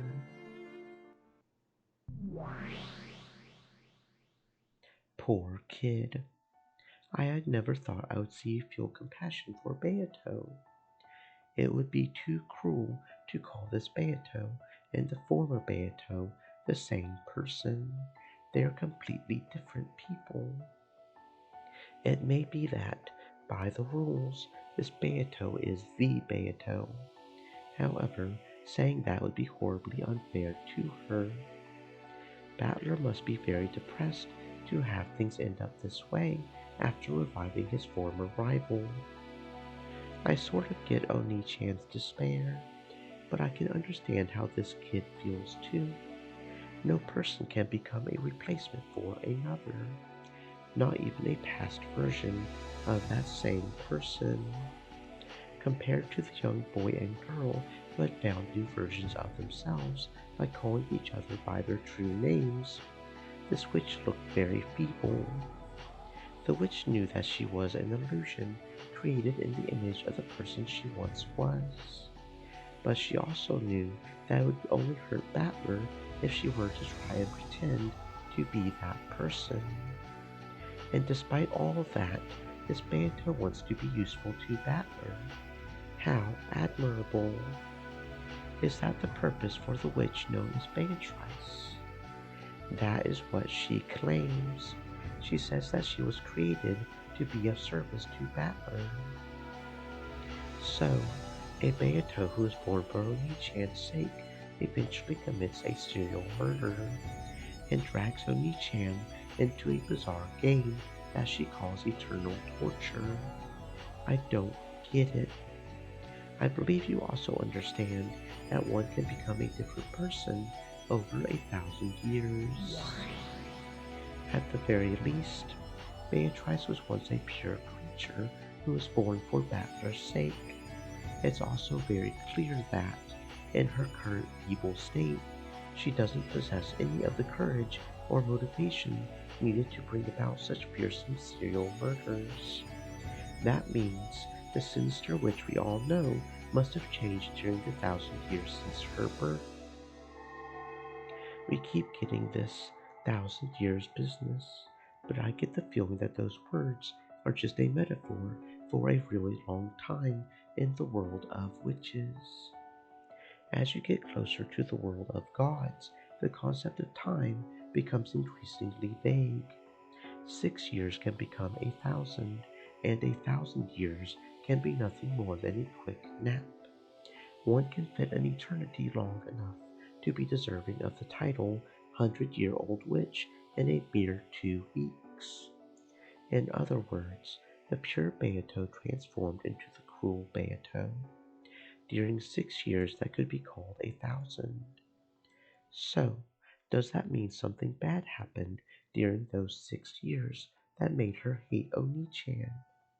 That doesn't make sense. During those 6 years, Oni-chan not only stayed away from Rakajima, he even stopped using the Ushiromiya name. He had nothing to do with that change. Her hatred has got to be totally misguided.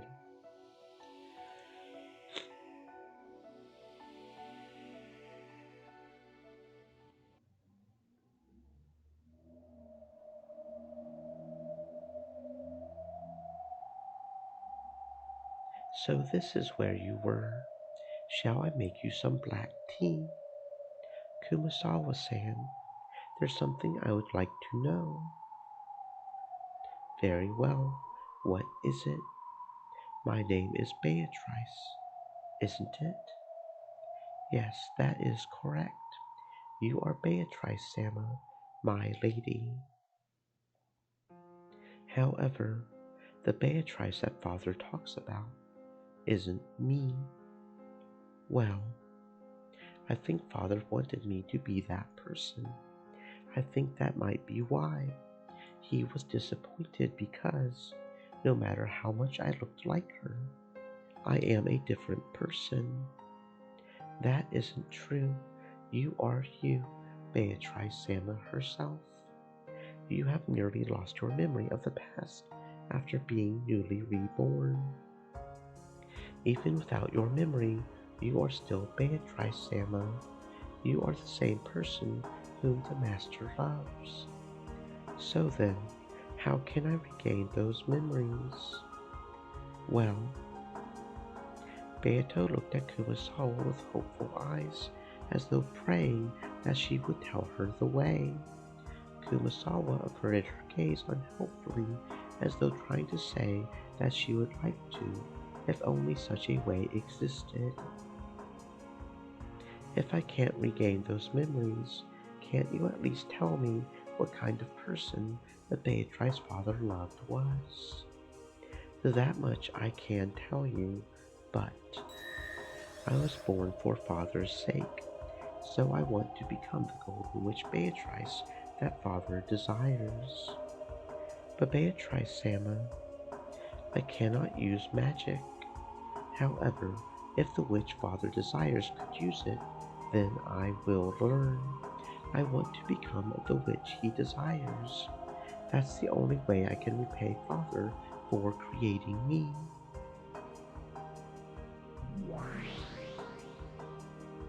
That's admirable. Without the 1,000 years gone wrong, she really is an incredible kid. A chick of a witch. Very interesting. I've taken a liking to her. Angie, I shall allow this chick to make use of my library. Let us open the door that leads back to the world of witches. So, you're going to make her read aloud the stories about her previous self? Yes, I want to know too. The creation story of the Golden Witch, Beatrice.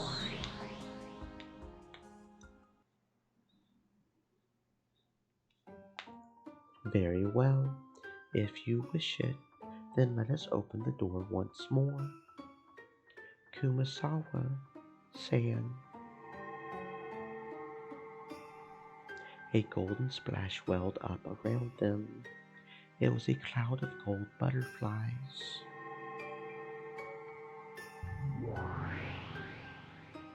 With a flash of gold, the form of the old lady, transformed into that of a witch in a dress.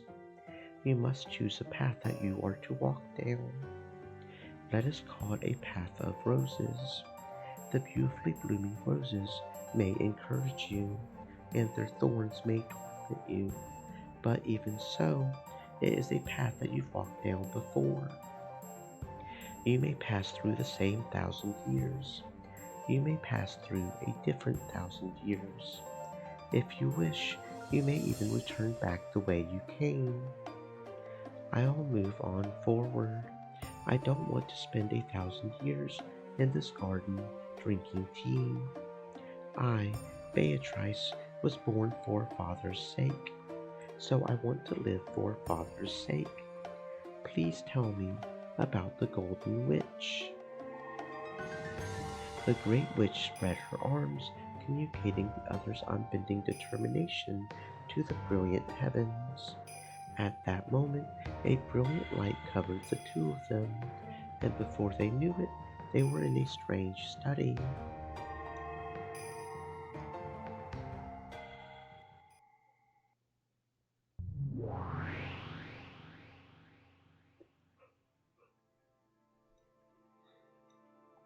There sat the master of this library, the great old witch and her Miko.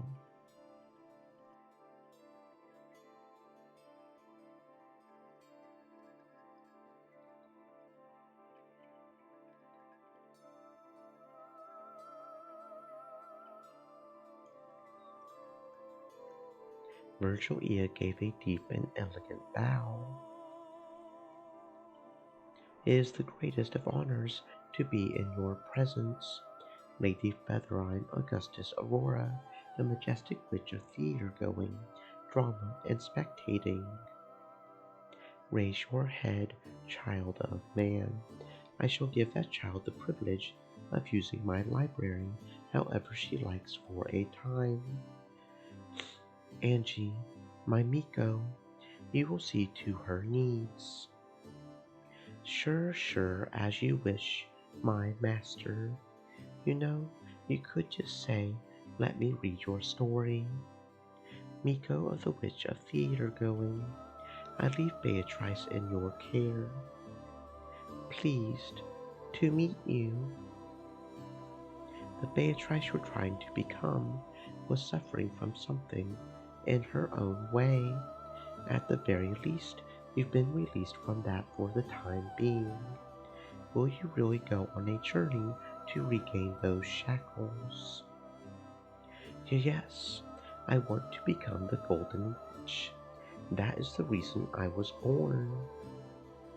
I, the endless and finite witch Publius Virgilia Maro, ask that you make her journey through purgatory a pleasant one, granting her your protection. Let it be known that as the Miko of the Witch of Theater Going, and as the Endless Witch and Apprentice Witch of Resurrection, I, Angie Beatrice, do humbly accede to your request or whatever. Featherine snorted. So, you also bear the name of Beatrice. That's right. I know a lot about you. Please teach me, what kind of person was I? Sure, and I'll want you to teach me. Why did you become the person you were?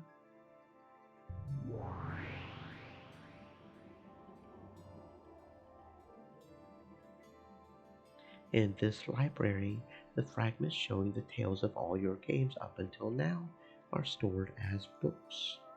By reading them, you should be able Warrior to learn everything. said, "Good afternoon." Good afternoon, Mora. Welcome on in. I hope you're having a fantastic existence. You should be able to learn everything that has happened before now. By reading them, can I become a golden witch? To become a golden witch, one must solve the epitaph of the gold.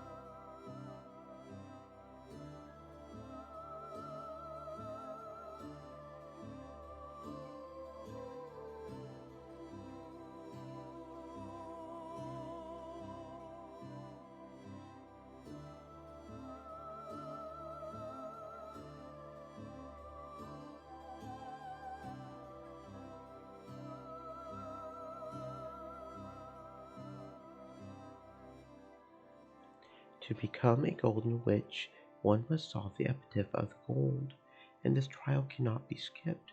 not even by Beatrice herself. I'll do my best. So please let me read the books in this library. As admirable as ever, why are you so set on ending up like that again? I do not know what I was like then. However, if that me can be of use to father, I want to become it. Angie sighed resignedly. No words would stop this girl's feelings of respect. Angie was the Miko of the Witch of Theater Going. She could do nothing but watch over the stage. That's right, they weren't actually interfering with the play. This was just a bit of directing to shine the spotlight onto the tale of Beato's past. Even this was nothing more than the Witch of Theater Going watching a play. If you read, you will learn what kind of a person the old Beatrice was. However, you must decide what you will take from that experience. You are free to stay in this library, or leave it, or even return to it again later. In exchange, I will watch your play. You'll watch my play. Basically, it means you can do whatever you want. So thank you very much. She likes it when you call her Featherine. Thank you very much, Featherine Salmon. After being welcomed in by Featherine, Beato left on a journey to discover herself. That tale connected the old tale with the new one. It wove them together. The 1,000-year-old tale about her returned to its starting point, becoming a snake eating its own tail.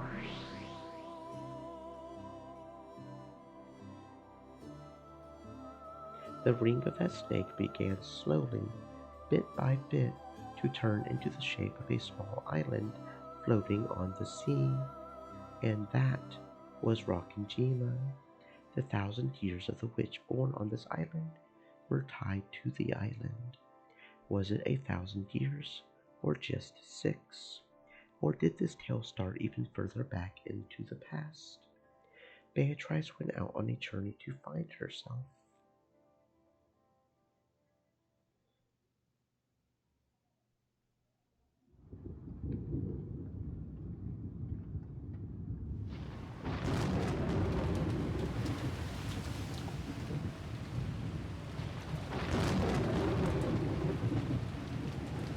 The wind had been strengthening since a while back. The breaking waves had grown fierce. The ferry boats probably wouldn't be coming for a while then. The crashing thunder told that the island had been sealed off from the outside world. A thick rain poured down, mocking the fools outdoors who had to rush pathetically to find shelter. No longer would anyone be able to leave this island, and no longer would anyone be able to reach this island. No one, unless blessed with a miracle. There was another flash of lightning. The retinas of all who saw it were filled with white.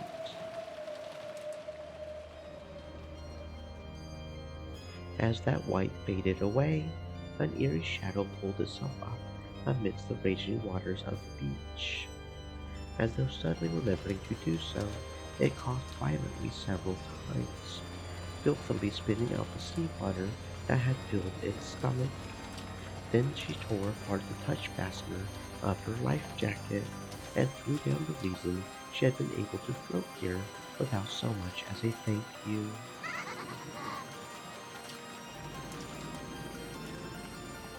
Welcomed in by a storm, same as always. Very good.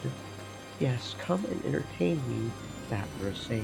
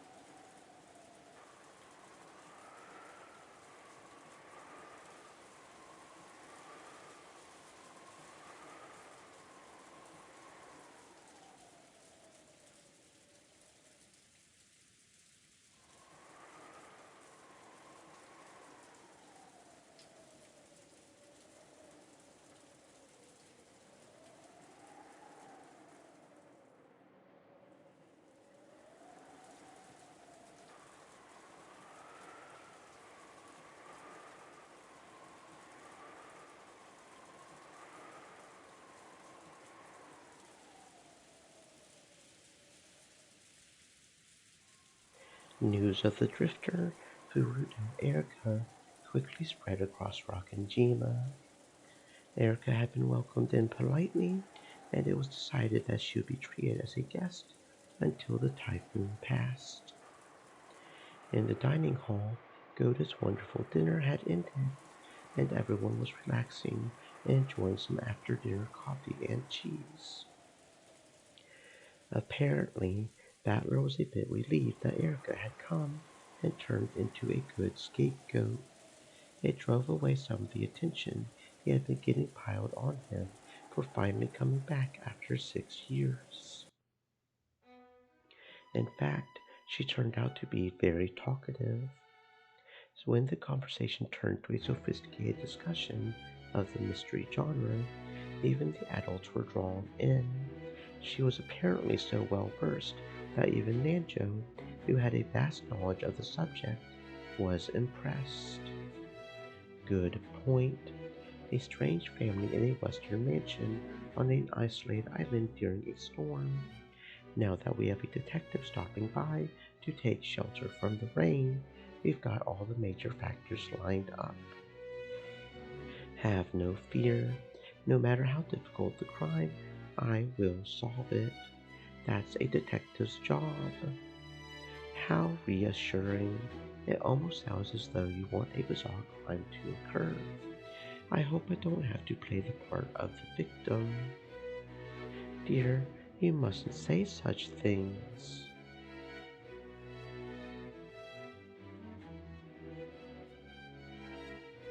Well, the history of the human mystery genre is only about a century old. Its tricks and ideas are limited to a few recycled patterns, so there's nothing left to show. No matter what kind of impossible crimes or closed-room murders might occur, it'll be nothing more than one of the same classes of tricks dressed up to look like something new. The only reason mysteries still make for popular books today is because self-proclaimed fans, those who work off pieced together knowledge and who have hardly read any of the classics, mistakenly think that a classic trick they didn't know about through lack of proper study is actually something new and surprising. Everyone couldn't help but gape at this imposing claim. If an aged critic had said it, that would have been one thing, but to think that a young person like this could say it so boldly. Mystery is a genre that ended a half century ago, at least as far as I'm concerned. However, thanks to countless ignorant fools, I get to play my part as a detective. By that argument, wouldn't it mean that romance was perfected back in Shakespeare's time, so everything after that isn't worth reading? Precisely.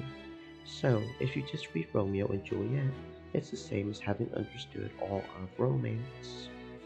That's ridiculous.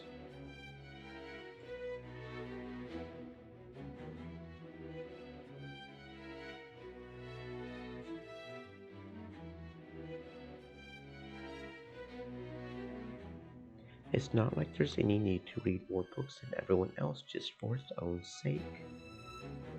But on the other hand, you can't be so satisfied with just a few stories like that. Sticking to classics of the past and never reading anything new is a sign of excessive nostalgia, don't you think? That sounds to me like the excuse of an old person who can't be bothered to read more. I see. I guess I'll need to read at least as much as you, or else I'll probably lose in an argument. Me, I don't read books. Battler chuckled, but Erica knew from the previous game that Battler was actually quite an avid reader, so his words felt more like a challenge. If you're so confident in your reasoning abilities, you must be really good at quizzes and puzzles, right? Right. Maria, didn't you bring a quiz book or something? Brought it, realizing that Erica's arrogant statement had made the atmosphere a little more tense. George smoothly changed the subject. By now, it was more than clear that she wasn't the cute guest she had appeared to be. Maria pulled a book out of her bag that had quizzes and puzzles written on it and started reading them to everyone. It looked like it might turn into a peaceful quiz party, but of course, that isn't what happened. As a credit to all her big talk, Erica managed an impressive ratio of correct and immediate answers. She took complete control, and her bragging began to escalate more and more. George slightly regretted the choice he had made in changing the subject.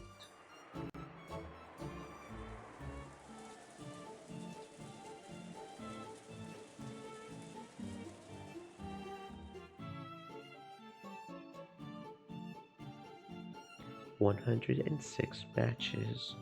No need to even write a tournament chart for it. The question, how many matches would you need for a tournament with 107 teams, was answered instantly by Erica. This is less of a puzzle than it is a test of knowledge. There's a formula which shows that the number of matches is always the number of teams minus 1. Well, if you just look at the examples showing 3 matches for 4 teams and 7 matches for 8 teams, it should be easy to figure out the pattern. Erica, that's awesome. Erica One-chan, right? Say it. Erica One-chan, that's awesome. Really impressive. So, you don't call yourself a detective for nothing. I couldn't very well act the part of the detective if I was incapable of handling puzzles of this sort. Incredible. I'm sure you'll be able to become a real detective in the future. Well, I'm pretty sure I already am one. The cousins all thought about the answers to the questions, but Erica always answered first. Rosa thought it was a bit rude for Erica to say the answers out loud while people were still thinking, instead of keeping them to herself. But since Erica was a guest, she decided against mentioning it. In truth, Erica was perfectly aware of this when she answered the questions instantly. Each time, she would grin broadly, as though saying, "You all still haven't solved such an easy problem." A great detective like you shouldn't really need to take these too seriously, right? Good point. Even though these are just childish questions, I was getting a bit too serious. I'll take more care, so let's have the next question, please. Okay, I won't lose this time. Maria, next question. You have one large piece of cheese. A single slice with a knife can split it into 2 parts. So, what is the lowest number of slices you can make to cut it into 8 parts? I know this one, so I guess I'll stay quiet this time. George, acting like the adult he was, set up a move that would prevent people from answering right away, even if they knew the answer, in effect sending a warning to Erica. It seemed that Erica understood, and she averted her gaze, snorting derisively. To make 8 pieces, 4 slices would be enough, right? That's dumb. It would hardly be a puzzle if that was the answer. That's right. These are usually set up so that the smaller number than you would expect is the answer. But still, how could it be done? Got it, got it. You can only do this because it's cheese. True. If you tried to do it with a birthday cake, there would be a huge fight. That's right. You might be able to do this with cheese, but you would never cut a cake like this.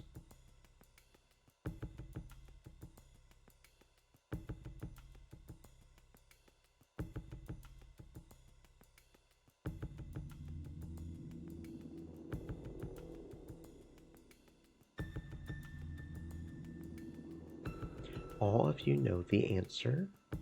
Damn it, am I the only one who doesn't? I've got it. Yeah, you've got to think three-dimensionally. Wait, even Jessica? I don't get it. What should I do? I know the answer. It's written right here. You didn't know the answer until you looked, right? Get it, Battler-kun? I see. I understand it as well. This is something you can do because it is cheese. Even Dr. Nanjo gets it? Could it be? Am I the only one who doesn't get it? I'm sure even your brain could be as flexible as cheese if we cooked it a little, Battler-san. It isn't something like use zero slices with a knife and break it apart with your hands, right? Of course not. It's impossible to cut this cheese with anything other than a knife. Think of the cheese in 3 dimensions. If that's hard, it might help to draw a picture on a paper napkin.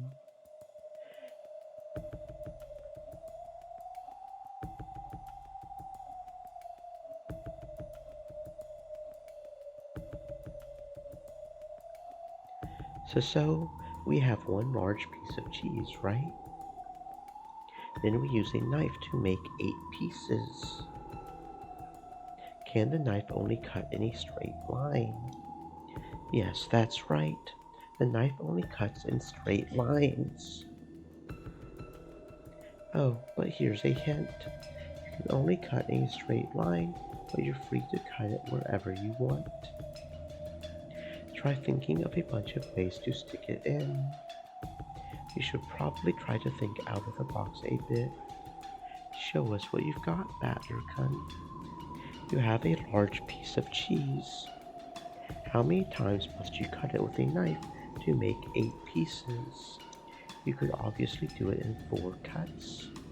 Could it be done in even fewer cuts than that? Our hints so far point to it being possible specifically because it's cheese.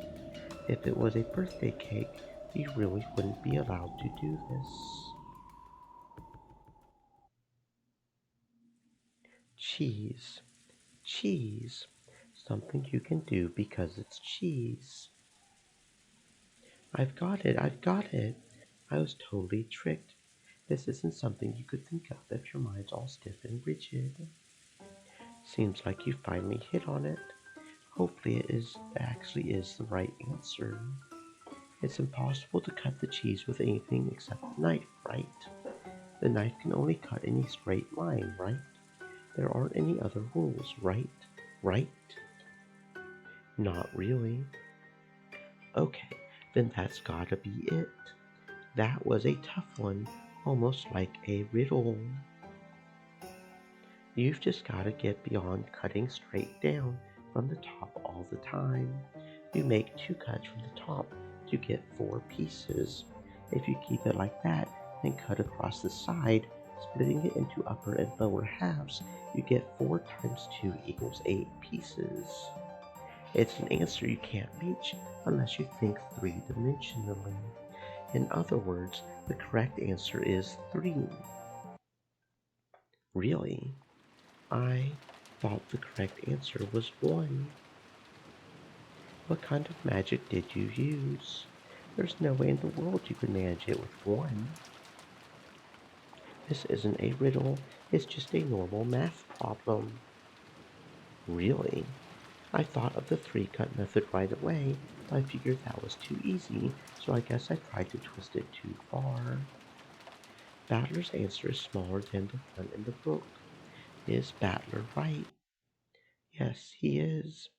Battler-san is right. The correct answer is 1 slice. Battler was happy that someone had confirmed his answer. However, at some point, Erica's face had lost its cheeriness. To think that a human other than myself would give the answer 1, and that it would be you. Of all people. Your answer was 1 too, Erica. I guess you were also thinking out of the box. After all, it would be truly foolish to simply assume you knew what shape it was after hearing that was a piece of cheese. That's impossible. Oni-chan got it wrong, didn't he? How could you cut it into 8 pieces with less than 3 slices? How foolish, child of man. It says you cut it into 8 pieces, but nowhere does it say that they have to be of equal size. It's still impossible. Do you cut it with something other than a knife? The rules say that only the knife can cut it, and that the knife can only cut in a straight line. However, to turn it around, the rules do not say anything besides that. In fact, the shape of the cheese is never specified. I see. Stream elements. Said. Stay moist, my friends, hydrate. When you heard a large piece of cheese, you thought of a flat cylinder, like camembert or something. I was thinking about sliced cheese, like the kind you might put on your toast for breakfast. 'Cause full blocks of cheese you would cut with a knife aren't something I come across that often. The shape of the cheese isn't specified in the rules. A mistake by the ones who made the book. I imagine that there's a picture of a flat cylinder of cheese there in Maria Sand's book. There it is, right here. As Erica had guessed, the book Maria held had an illustration of a piece of cheese, just as Erica had described it. With cheese of this shape, 3 slices would be the correct answer. You cut it in a plus pattern from the top to make 4 pieces, then cut it from the side to double that and make 8 pieces. However, since this illustration hadn't been shown, the interpretation of the cheese had been left to the answerer. That's right. At the moment the problem was stated, no one said anything about how the cheese was shaped or how flexible it was. It seems that Battler Sand was the more flexible one when it comes to both brains and cheese. I don't get it. How does making it sliced cheese let you cut it into 8 parts with a single knife slice? Why not try it with that paper napkin? Pretend it's sliced cheese. It's like this. You fold it accordion style. How many times do you need to fold it to make 8 sections? 6 times. To fold it accordion style, you alternate between upward and downward folds. Once you've done this 6 times, it looks like the side of an accordion. With normal cheese, it would break if you tried to fold it like this. But the rules say that this cheese can't break unless you use a knife, right? Yes, no problems there. After all, this is magic cheese that can only be cut by a knife. After folding it, if you start at the top and make a cut right down the middle, you're right. It would make 8 parts. Oh, wait a second. The parts aren't all equal this way, right? All the questioner said was to cut it into 8 pieces. They didn't say anything about them being equal. Well, if you change the way you fold it, it is possible to make them all equal sizes, but I wouldn't want to confuse you stiff-headed people with the explanation.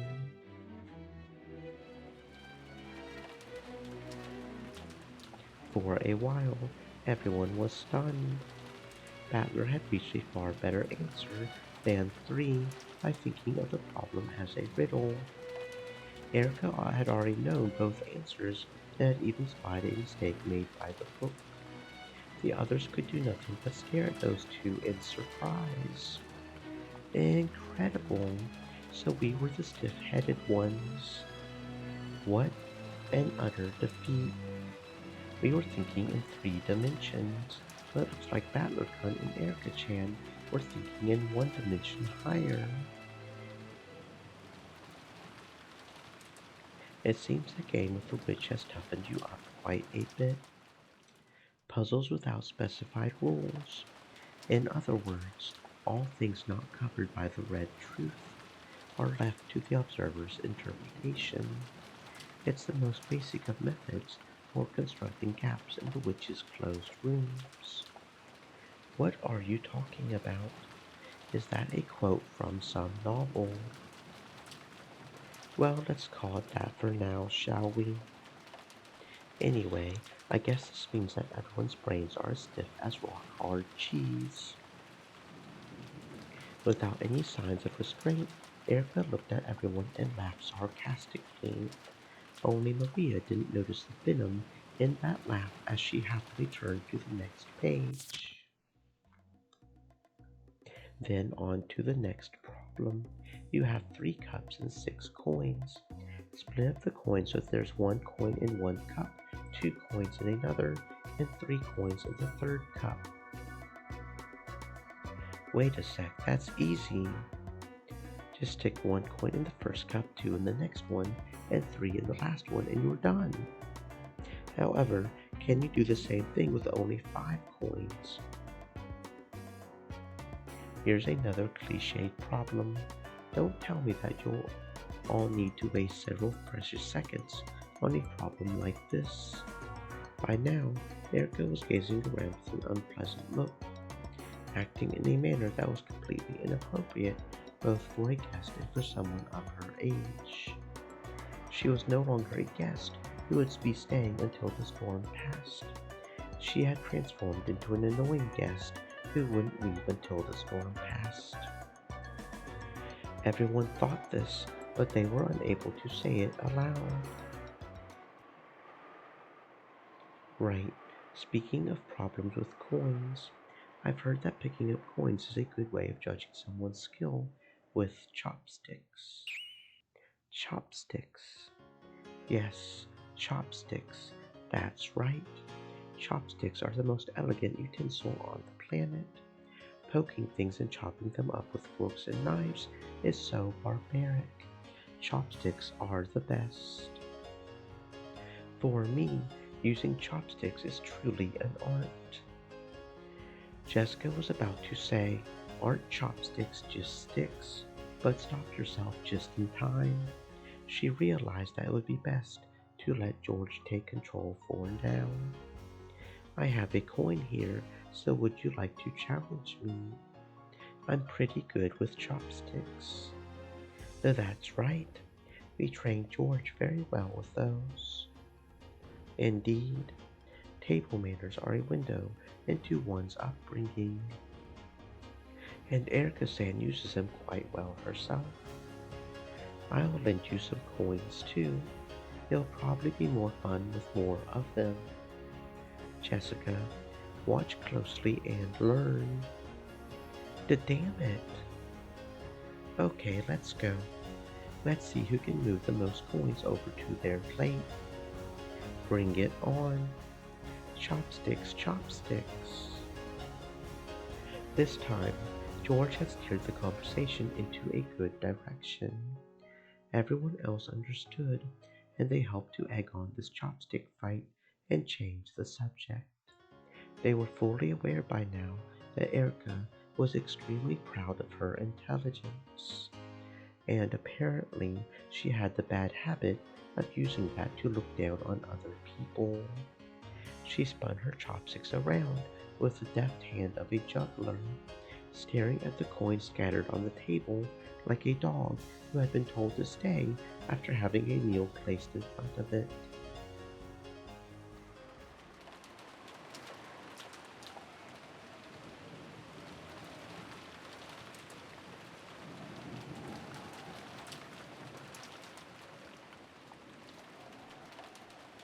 The unsettling sound of the wind had now blended in with the sound of rain, mimicking the howl of some monstrous beast. Just when it seemed to be crying out sadly, it would suddenly turn into a roar and rattle the window, striking up even more fear and unease within me. Light from the hallway poured in through the thin crack of the slightly open door, and it seemed to carry with it laughter that was warm and happy, but very distant. I'm sure everyone's in the dining hall or somewhere having a good time. I want to go there as soon as I can. I'm sure my family will be there. I hate being all alone in a place like this. Dad, Mom. I stubbornly tried again and again to get that door open, but the merciless chain just wouldn't let it open any further than that crack. On the contrary, feeling this close to a way out just made me more impatient. Gulping and trying to ignore the fear lurking behind me, I quietly closed the door. That light coming out of the crack is just a trap, an iron shackle making it look like I'm an inch away from freedom, though that door will never actually open. A shackle trapping me in here for all eternity. I need to get out of this creepy room.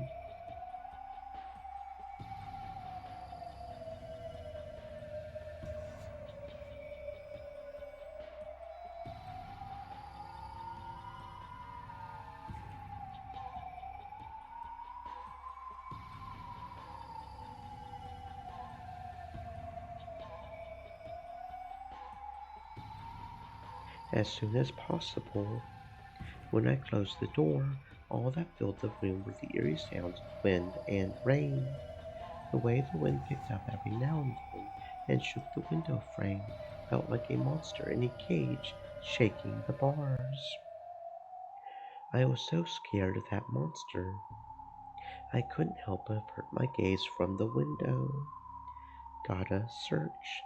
If I can't get out the door, I need to find another way out. Just to the side of the door was a closet. There was only enough space inside to hang overcoats. Of course, it didn't connect to anywhere outside the room. If this were hide and seek, it would probably be fun to hide in there. However, inside this creepy room, it would be no better than stepping into my own coffin. If I go in there, maybe I'll find myself trapped in the closet next. This fear I didn't understand sent a massive shiver up my spine, and I closed the closet in a hurry. There's one door left. When I opened it, there was the bath and toilet. Of course, there was no exit. There weren't even any windows. If I turned the faucet, water would probably come out, then disappear down the drain and flow outside. But I couldn't get out that way, unless I went into the bathtub with the stopper pulled out of the drain and smashed my flesh and bones to bits. I had the feeling that this was the only way out, so the black stopper in the bathtub drain looked extremely terrifying. I tried a lot of things, both mentally and physically, but there really was no chance of me getting out through the bathroom. Next is the window. Beyond the window is a pitch black darkness. The fierce winds and rain are slamming against the glass. The darkness on the other side of the window may have been unsettling, but I didn't really care where I went as long as it got me out of this room. However, the window was clamped shut. Right down the middle of the window, which was made to swing open like a set of double doors, were several ugly metal clamps. It was even more unnerving than the chain on the door, like a rough operation scar on some bizarre monster.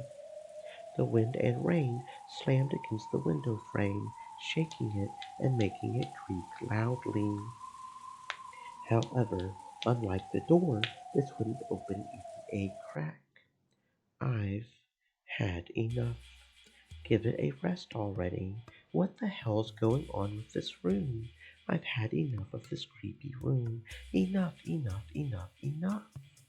It's impossible to go outside except by the door and windows. And compared to that thick door, the window looks like it might be possible to break. I'll smash it. If I swing a chair at it, the glass will probably break.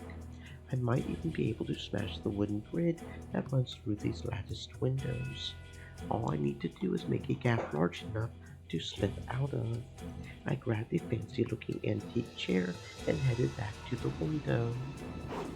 Smash it over and over.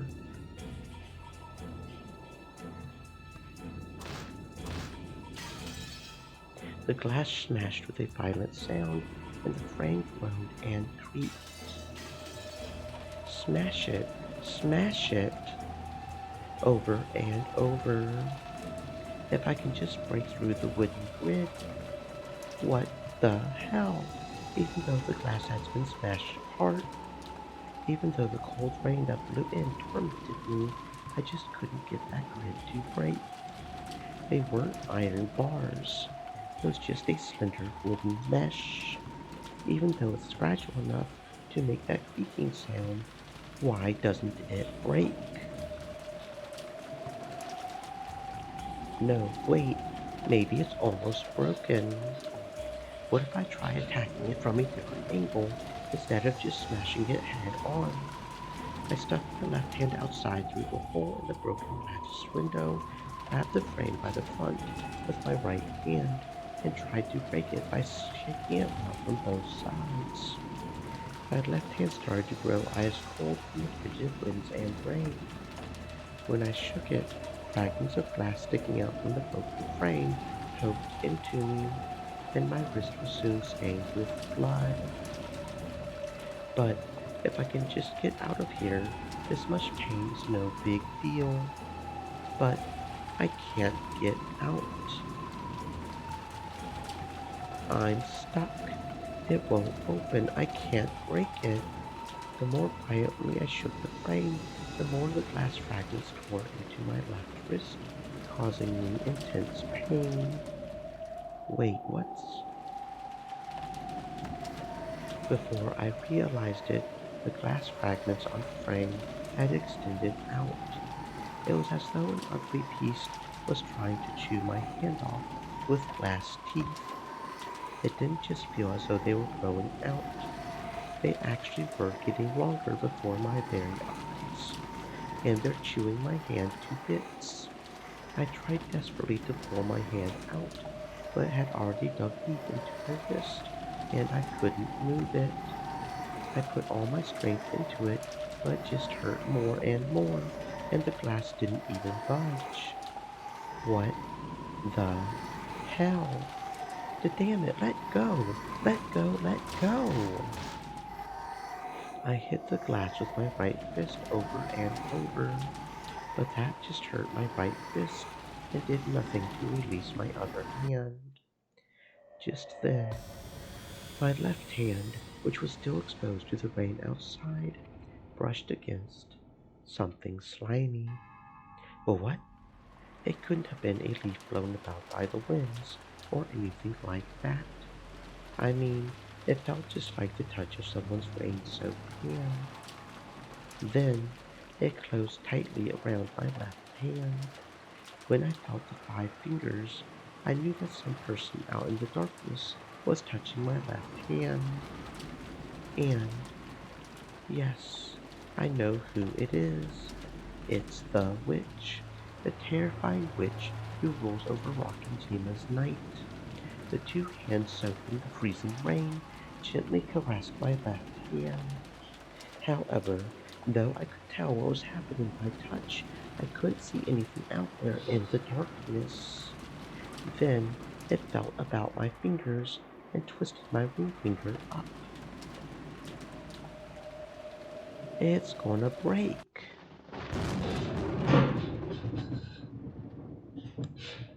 At that moment, I saw something in the darkness for the first time.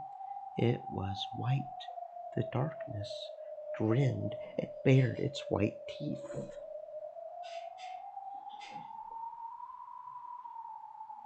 Then that mouth filled with eerily white teeth approached my finger that had been twisted up so far it was about to break, and opened wide. It must have been laughing at me from the darkness. After all, that creepy mouth was twisting up in a huge grin.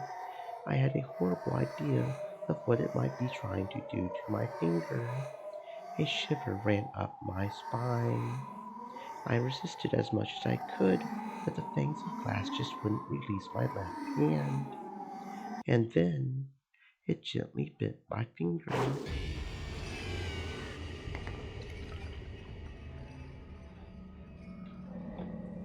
Flesh and bone were crushed and torn apart in an instant.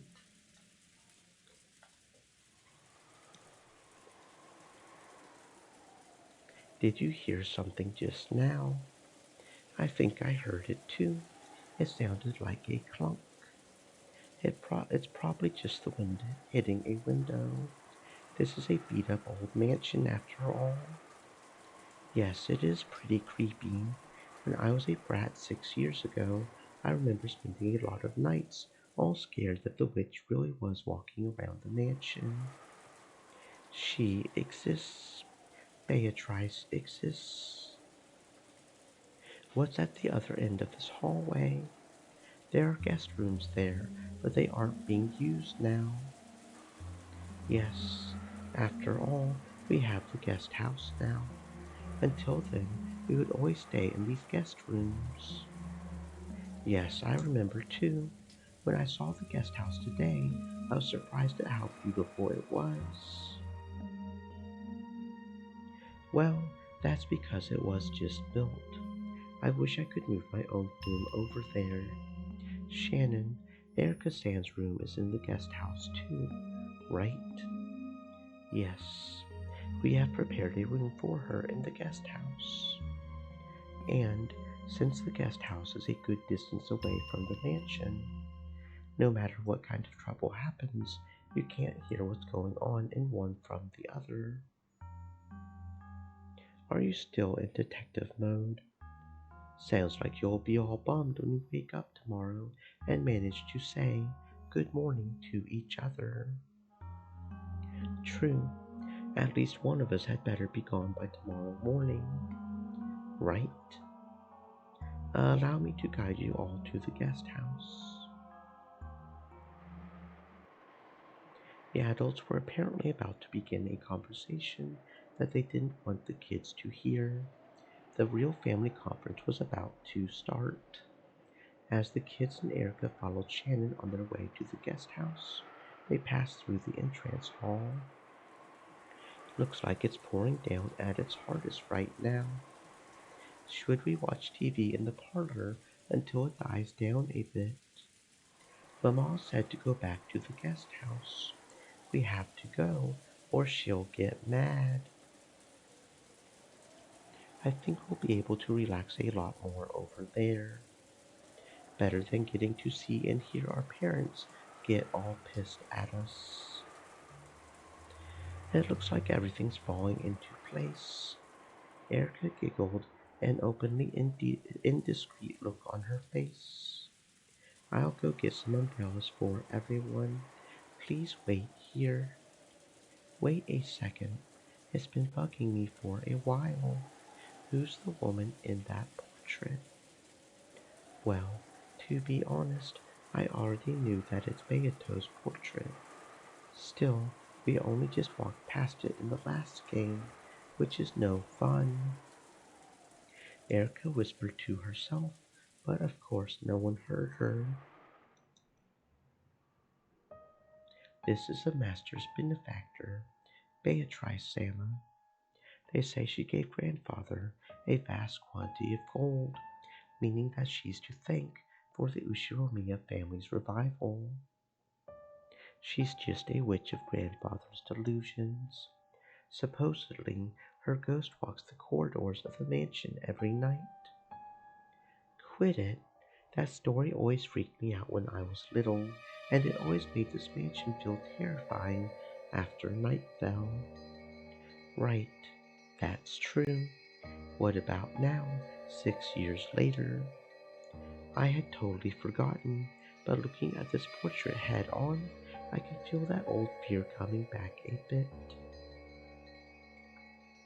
Beatrice isn't scary, at least as long as you respect her. If you don't, right, Shannon? Yes. That rumor does exist among the servants as well. Rumors about servants patrolling at night, bumping into mysterious silhouettes or gold butterflies. Yes, was it last year or the year before? Didn't one servant fall down some stairs and get so badly injured that they quit? Wasn't there a rumor that was Beatrice's curse?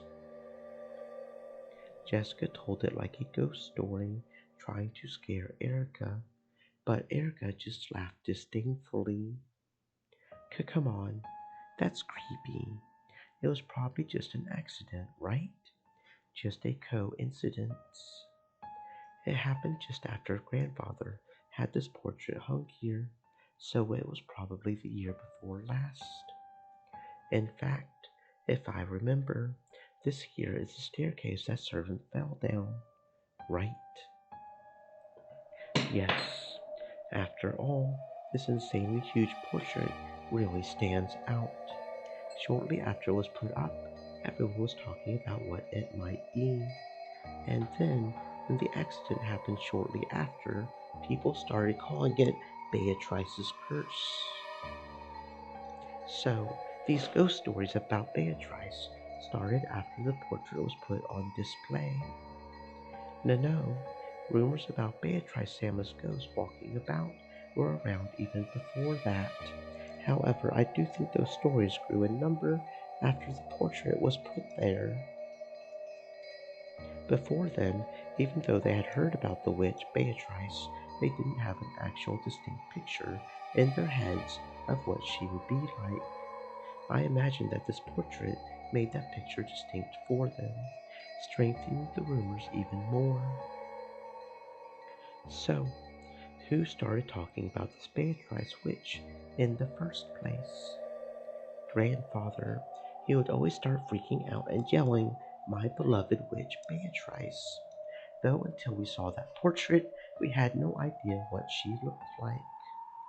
It's no surprise that you would get one or two ghost stories with a creepy portrait like this hanging around. You always find ghost stories cropping up around things like a portrait of Beethoven in the music room or the statue of the school founder. True, it wouldn't be strange for a few ghost stories to arise in an old, gloomy mansion with the sound of wind and rain present in the background for so long. Well, it's nothing more than a ghost story, a delusion, a fairy tale, worth less than the usual useless drivel of a half-sleeping nitwit. Erica looked up at the portrait and smiled at it hostilely, as though she felt that this smile was disrespectful to Beato. Maria's face soured. Beatrice exists. If you say things like that, you'll definitely feel the curse of the witch. How frightening. Please, curse me if you can, Beatrice. So, if we find you mysteriously dead next morning, we'll know it's the curtain raising on a witch's murder case. But you're a detective, right? Wouldn't killing the detective off in the beginning be a bit too radical? That would be troubling. That would get in the way of the crime scene inspection. I see. After all, even the Knox rules don't prohibit the detective being killed. I have just what you need. It's a charm that'll protect you from Beatrice's curse. A charm? You have a charm for something like that? After fishing around in her bag, Maria pulled out a string of beads attached to a medal that had a scorpion drawn on it. It looked like a cheap prize from an arcade or something. What are these? They're magic repelling charms. Their effect is very weak, but if you use them, you'll definitely be able to avoid Beatrice's curse all night long. I've heard that spider webs are also useful for repelling magic. That's probably because Beato is the incarnation of a butterfly. Wasn't it the evil spirits of Akujiki Shima that were weak against that. Kumasawa-san knows a lot about that sort of thing. Witches and evil spirits. This is getting a bit interesting. Would you mind telling me about it in a bit more detail when we get to the guest house? Here are umbrellas for everyone. It's still raining very hard outside, so please take care. Shannon handed out the umbrella she had brought. Everyone headed towards the exit.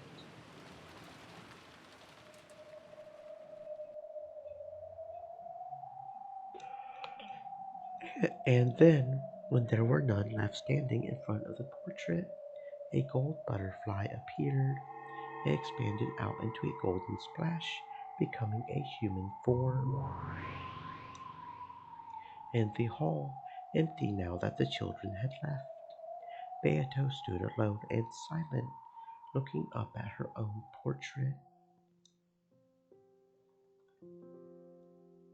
Without a doubt, the figure depicted there was as like her as an image in a mirror. However, it felt as though its eyes and expression were just a little different from hers. From her perspective, while the person in this portrait was almost infinitely close to herself, it was just as surely a different person entirely. Who are you? Please tell me what kind of person you are.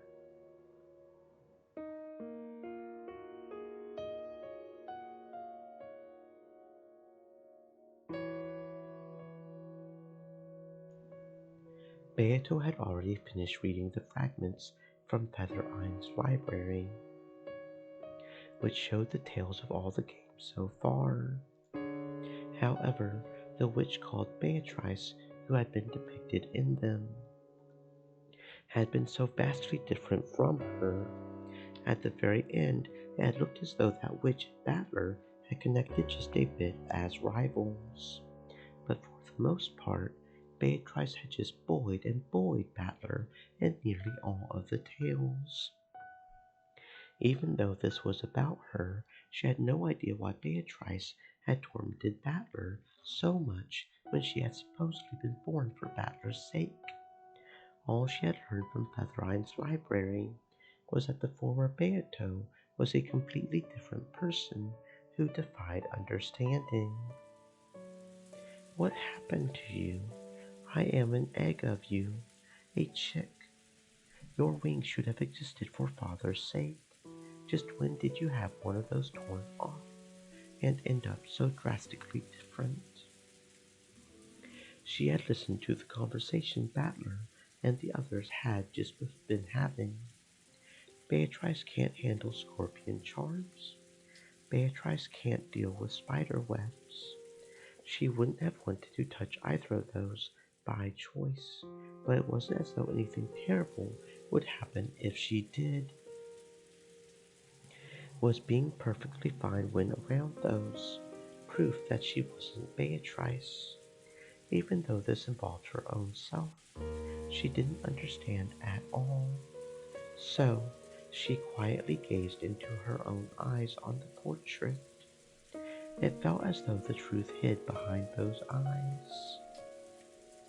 Beato slowly approached the portrait, and then she lightly touched it.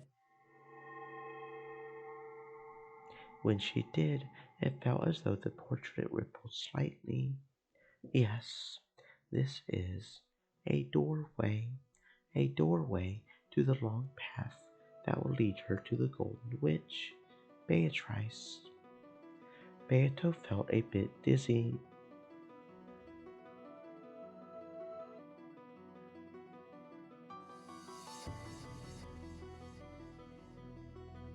She lost her balance, feeling as though the world was twisting around her. Then, when she couldn't tell which way was up or down, she swallowed down. With a soft, watery sound, Beato was sucked into the portrait.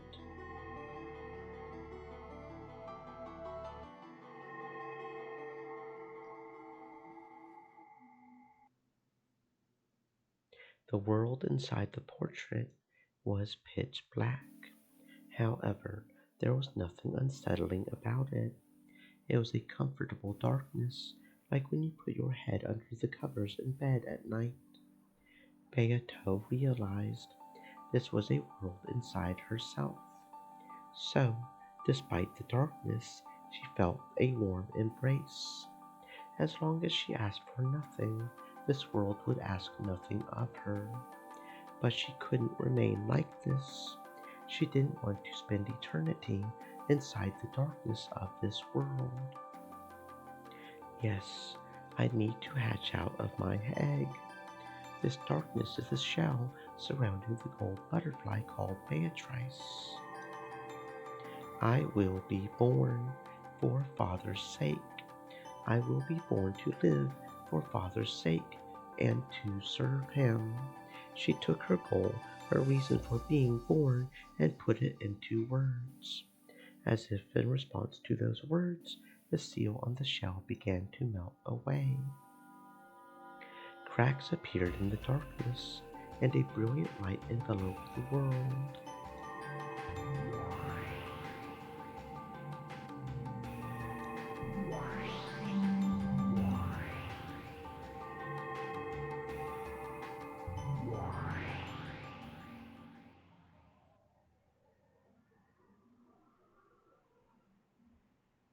And so Beatrice was born. There I stood, along with another me. For a second, I thought that the me in front of me was the real Beatrice, the one I wanted to be more like. However, she was looking back at me with the same bewildered eyes, so I realized that wasn't quite it. That's right, I wasn't the only one born from that egg. She was also born. Is she my twin? No, it feels a bit different. How can I put it? Both of us are lacking something and immature. Yes, both of us are chicks, but we are also fragments of the true Beatrice. It felt as though we could become the real Beatrice together. No one explained this to us. However, we naturally understood.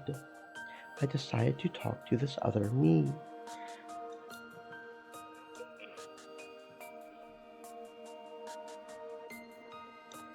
Unless I get to know her and become one with her, I won't be able to become the Beatrice Father desires. In other words, the thing that Father wants from me and was so heartbroken to find missing must be something that she has. Hello? The Beatrice with her hair down looked at me dubiously several times, then finally spoke. Why is your face the same as my own? The true Beatrice also spoke in that manner. It looks like she really does have something that I lack. Well, I don't know why either.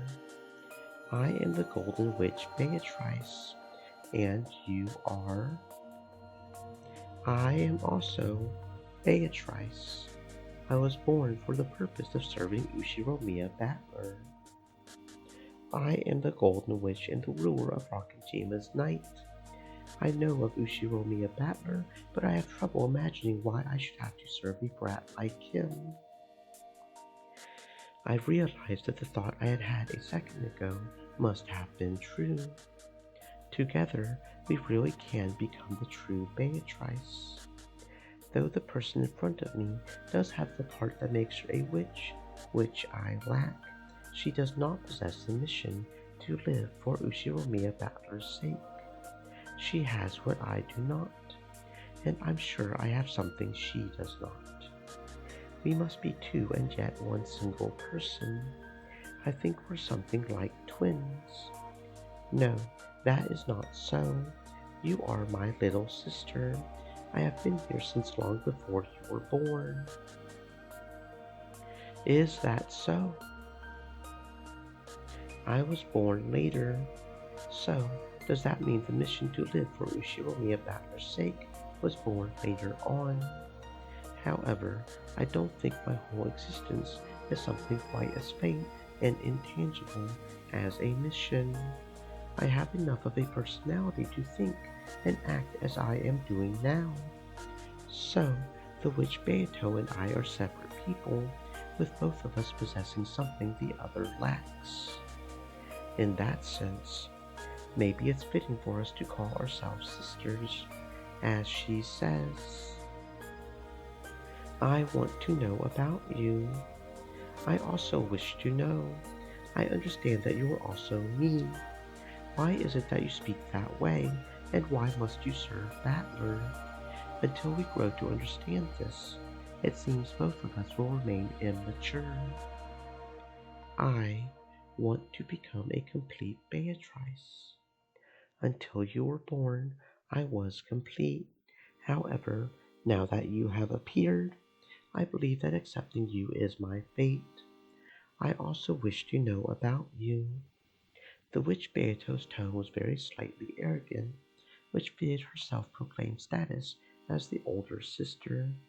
However, since we both realized that we were the same person, there was no need for her to be a boy.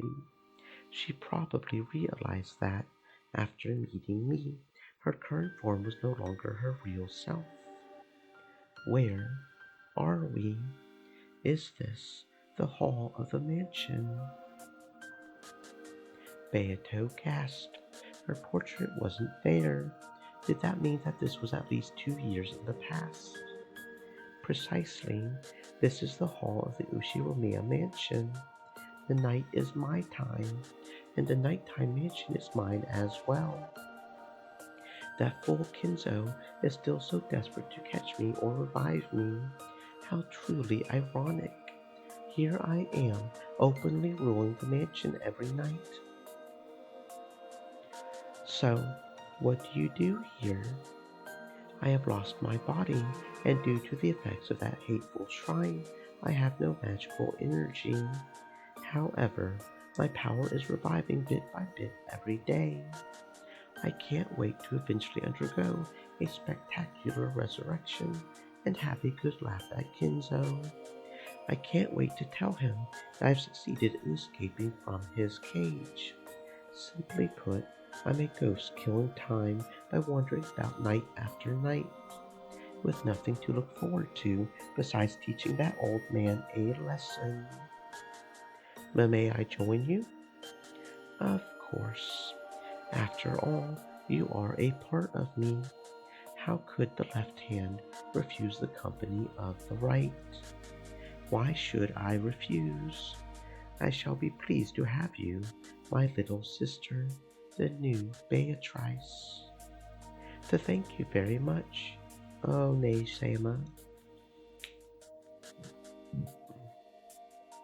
A somewhat embarrassing name, but it is not bad. Come, let us go. Let us take a walk through the nighttime mansion. Let me introduce you to my boring, everyday life.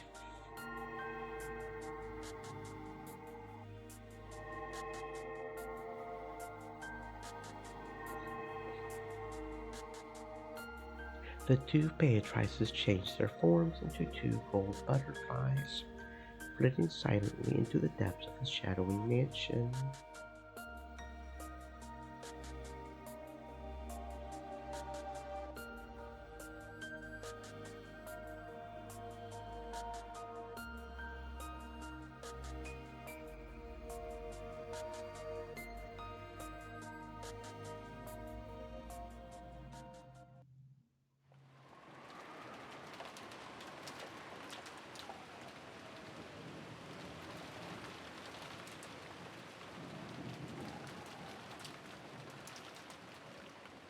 Back then I was, and I guess I still am, a bit of a klutz. I always forgot where I would put things, or think I had locked something up when I had actually forgotten. I caused a lot of trouble. I remember how Aunt Nasuhi used to get mad at you all the time. But eventually, Shannon managed to overcome all that forgetfulness. How did you do that? It wasn't anything big, but I got into the habit of writing things down. I would write down wherever I put something important. For things that happened often, I made a checklist and always made sure to check it. So, did you see Beatrice, or didn't you? I didn't see her directly, but, well, some very strange things did happen.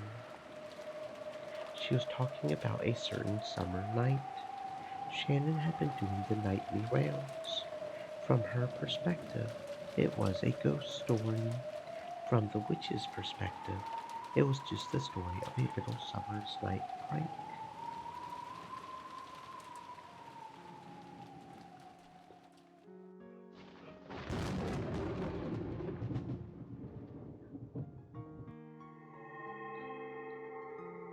Little sister, do you understand the anti-magic toxin that humans possess? No, what is it, One-sama? Well, the time of witches has long since passed. Those vile humans who claimed to rule over everything came to deny our existence and possess a powerful toxin. Is that toxin harmful to us? It is extremely dangerous. If we were exposed to it, our forms would probably evaporate in an instant. However, one thing we do have in our favor is the fact that our existence is still extremely weak. Because of that, the toxin does not affect us greatly. At worst, it can only transform us into mist for a time. However, we would rather avoid it if we can, right? Correct. Yes, I see that you are indeed me. You catch on quickly. The older sister appeared to be haughty at first, but perhaps because she was so happy to have met her double and little sister, she was more than willing to teach her anything she wanted to know. The first thing she taught was that they were witches, a different type of being than humans. Beato had thought her inability to use magic meant she wasn't a witch, but apparently she was still a witch nonetheless, and she learned that witches like her were bound by various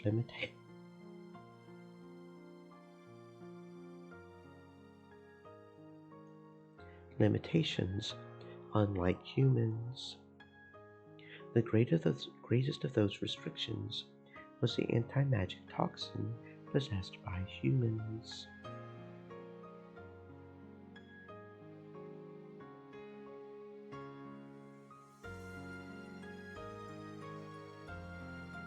So, in other words, we mustn't enter a human's field of vision. Correct. You can think of it as though human eyes radiate the toxin. If they see you, it is the same as your body being burnt. And though the effect is weaker, being heard or sensed can also result in contact with the toxin. So, even just getting close to humans is dangerous to us. Wasn't Father a human? Why am I not burnt by Father's toxin? If we stock up magical power and have it acknowledged by humans, that toxin can be reduced drastically. In other words, by having our existence acknowledged by humans, we make them lose their toxin, making it possible for us to appear before them once more. I see. Simply put, as we are now, we can only exist when humans aren't around. We are still very lacking in magical power, which makes us inferior to even a stray cat hiding from humans in the shadows. The main goal of the older sister was to gain a large supply of magical power and be revived as a great witch strong enough to have no fear of the anti-magic toxin. For that purpose, she had wandered around the mansion night after night, striving to regain her magical power and reduce the anti-magic power of the humans.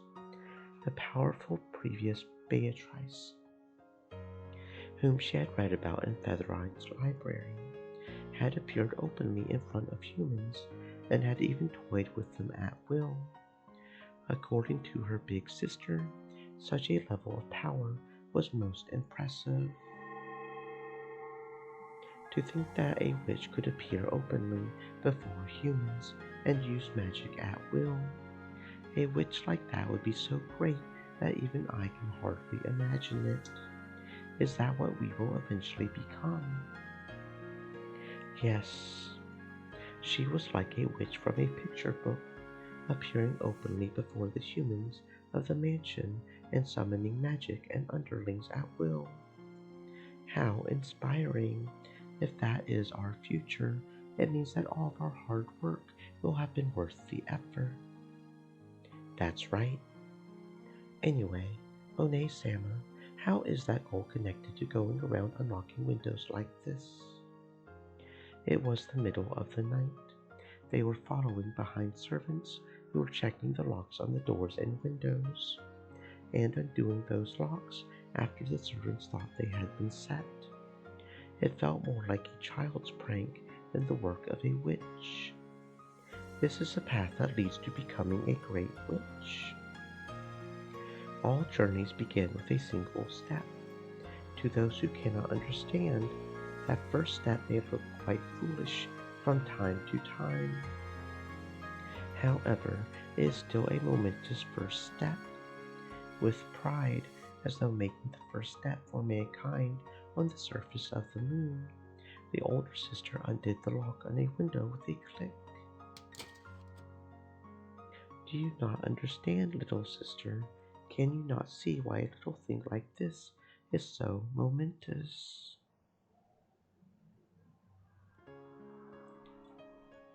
No, One-sama, I don't really understand. The older sister closed her eyes lightly, smiled, and opened the unlocked window a crack.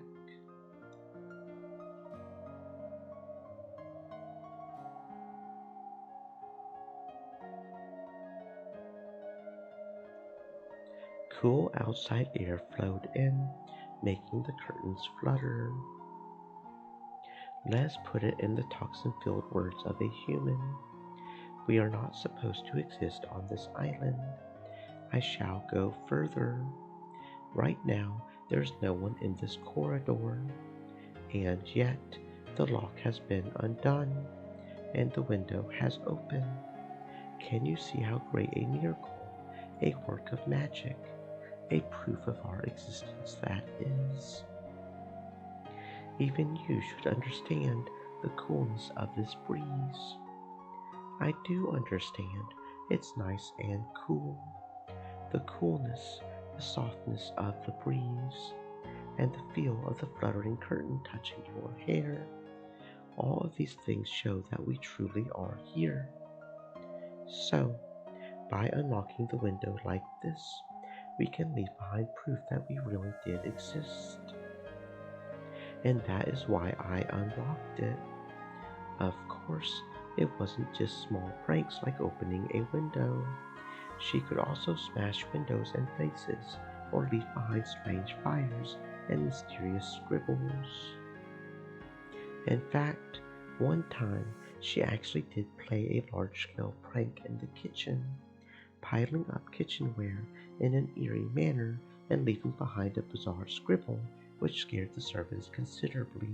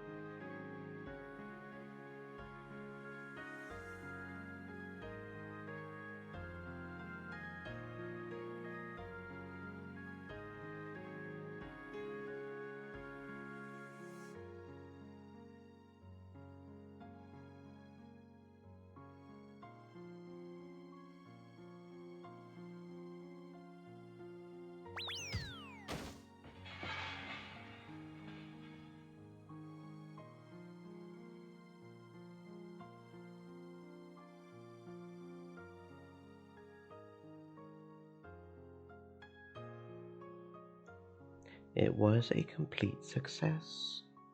She had really managed to scare the servants and had succeeded in making them acknowledge the existence of magic, weakening the anti-magic toxin. However, she usually chose to make her presence known by unlocking windows. The act of unlocking symbolized her release from the limitations imposed by the human's toxin. One day, I will, no, we will become a single witch and rule over all of Rockinjima. When that time comes, we will gain complete freedom and will be capable of stretching our wings as we please. We won't have to be afraid of anyone's gaze anymore.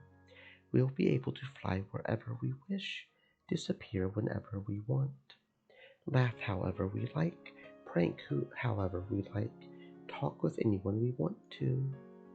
Humans might ask things of us from time to time. They might fight with us or play with us too. What wonderful things for us frail creatures who cannot appear before anyone to look forward to. Right now, they are little more than pranks. However, as they pile up, proof that we exist will begin to gather. The servants already call me the witch, Beatrice, master of the night, and are beginning to believe in me bit by bit. The more they believe, the more those humans will lose their anti-magic toxin. I see. So this means that Father has no anti-magic toxin. And that's because he truly believes in the existence of the witch I am, without any doubts. I finally realized that, though I thought him to be cold, Father does possess a kindness that can't be seen. I would like to become a great witch and appear in front of everyone soon. Indeed, eventually we will be able to appear openly in front of anyone. By doing that repeatedly, we shall make people believe in us even more. And eventually, we shall display even our magic for all to see. At that time, we shall descend upon Rockinjima as the great witch you told me of.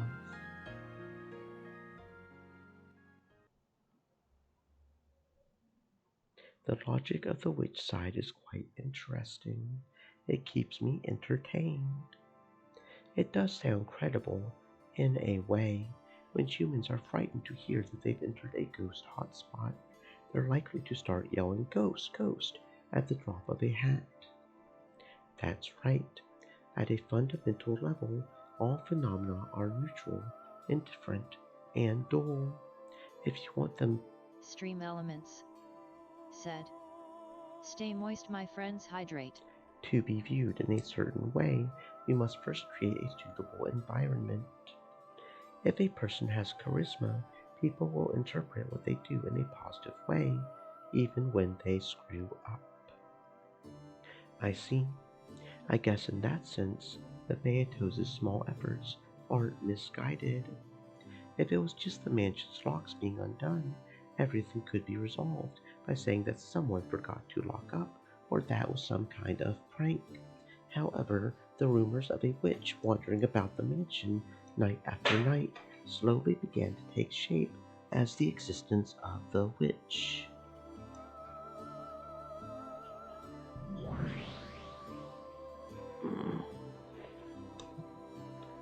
An environment was established so that, if anything strange happened in the mansion at night, it would all be viewed as the work of the witch. I get it. If you follow that reasoning to an extreme, then what you get is no different from a witch existing in the mansion at night. After the Beatos finished their mischief of unlocking and opening the window, they enjoyed the coolness of the wind and the brightness of the moon, then became gold butterflies and disappeared into the darkness. There was no way of knowing whether the window they had opened had actually been opened by them. The servants might have forgotten to lock up. Or one of the family might have opened it after the servants had locked up and forgotten to shut it again. Or maybe someone had played a prank. In the same way that none of those possibilities could be denied, it was also impossible to deny the possibility that a witch really had opened a window to enjoy the night breeze.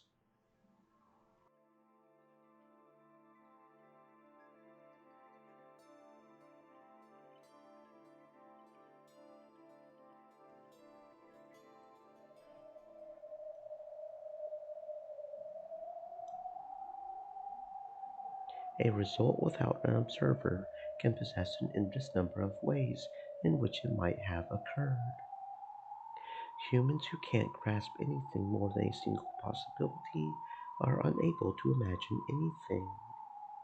However, people who believe in the possibility of a witch can imagine that it was a witch's prank. When that happens, the scene of the Beatrice's prank that we have just seen is etched into the fragment as a fact. That's one of the foundations of magic, embellishing the process. With just a little magic, even a mass-produced stuffed animal can be reborn as a wonderful, unique stuffed animal filled with a mother's love. If you doubt it, it'll be burnt by the anti-magic toxin. If you believe it, that magic will become the truth. Not all magic is bad. Maria Onechan was right. Good magic exists too. It may be necessary for a child of man to possess the power to repel evil magic. However, refusing to burn away and defile love-filled magic is part of how love in the human world works. Well, good magic is the only kind I can forgive. For all other kinds, the best remedy is to deny them and burn them away. A typical answer for a child of man. Getting back to the point, knowing this much, I guess this means that the ghost Beatrice, who is called the ruler of Rakajima's night, doesn't really exist. It's nothing more than a general term for any inexplicable occurrences that take place in the mansion after dark. In other words, Beatrice isn't the name of a person, it's the name of a phenomenon. If anything bizarre happens, it all becomes the work of the Golden Witch. That environment in which a witch could exist is what Beatrice is. That keeps building on itself until we reach 1986. This is a veil that the true culprit is hiding behind, and the person hiding behind it is, without a doubt, a human. Perhaps that holds true at this point in the witch's tale of the past. However, I doubt you can use that argument alone to fight all the way through 1986. Don't you?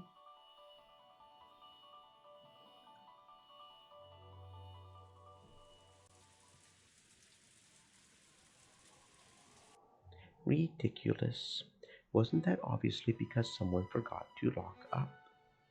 Well, you may say that, but but this isn't just something that happened once or twice. In other words, you're a klutz, a fool, and a moron of a servant who forgot to check not just once or twice, but many times over. Shannon isn't the only one. That same window was always opened, even when other servants did the rounds. Yes, Mom even asked me if I had ever left the window open in the hall at night. I had absolutely nothing to do with it, but she still got pissed. I'm sure Beatrice wanted to gaze at the moon. It is a bit creepy to have that happen over and over at the same window. And that time when the kitchenware was piled up in the kitchen with a creepy magic circle scribbled there sounds even more freaky. Yes, they said it was an eerie magic circle drawn with something like blood. Ever since then, people have been scared to patrol the kitchen. About the case of the eerie magic circle in the kitchen, who witnessed that? Well, it wasn't me. I think I heard about it from a servant kid who quit. I wasn't on duty that day. So, it's basically like this. Just like those exaggerated stories you hear about haunted locations all over the world. You servants like to have a little fun telling ghost stories about the nighttime mansion, right? You talk as though the witch exists and infect others with that belief. So, all of the eerie things that are supposedly done by Beatrice are baseless rumors, which are either the result of coincidence, an accident, or something that someone fabricated for fun. Is that what you're trying to say?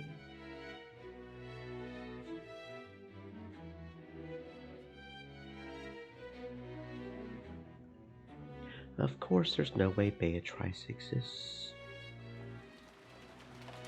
Beatrice exists. I'm glad you understand so well, Battler Sam. That is probably some person by that name, or else multiple persons of a fixed or unfixed number who do things and attribute it to that name. However, this delusion of a golden witch Beatrice that we're all thinking of is completely impossible. Beatrice exists. I've met her. Could you tell me about that in detail? You met Beatrice. And did she show you magic or something? I see her all the time, every time I come to Rockinjima, and she always shows me fun magic. Denying the existence of the witch would always have the immediate effect of infuriating Maria. However, Erica, who didn't know this trick to avoiding Maria's fury, plunged into it head on. But no matter how Maria tried to sell the idea of Beatrice's existence, she stood no chance of defeating the ruthlessly intelligent Erica in an argument. George and Jessica hurriedly tried to calm Maria down, but there could be no quelling her anger at this point. Good. So, she showed you magic. Could you explain in detail what kind of magic?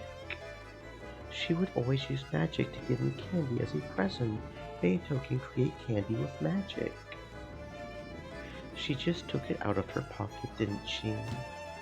No, she didn't. It was magic. It was incredible. Tons of candies poured out of an empty cup. Well, wow. That's some awesome magic. That's right. That really would be magic. Yes, it was magic. It really was empty. I checked inside it myself. What do you mean, you checked inside it? Could give it a rest, Erica Sam. She's just a kid. Come to think of it, Erica Sama, would you like some more No, thank you. I'm having a seriously intellectual discussion over here. You outsiders can stay out of this. You'll have to tell me in more detail, Maria-san. What do you mean when you say that you checked inside it?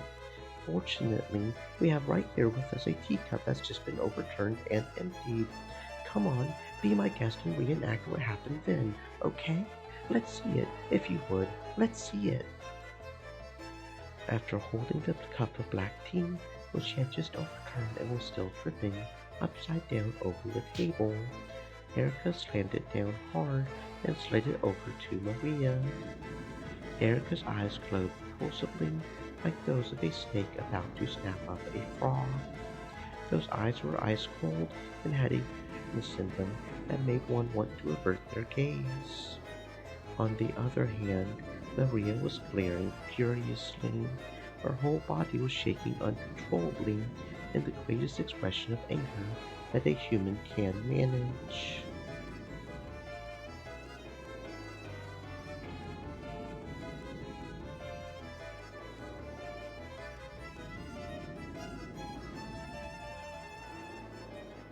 The look on her face was frightening, not at all what you would expect from a 9-year-old girl.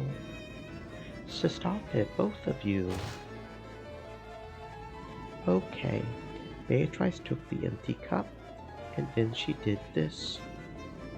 She put it upside down on the table. Yes, and then what? Did she lift it up right away and candies flowed out? Incredible. That really would be magic, right? It would be.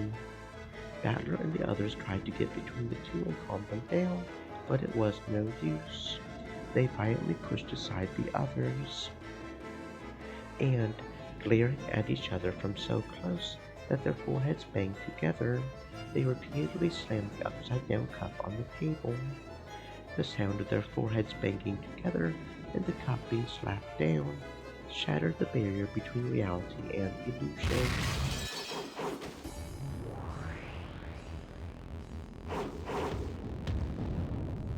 It is magic, it is magic. Beato used magic to make candies appear. Then why don't you reproduce it for us? Founder of Marie Sorcier, Maria, the Witch of Origins.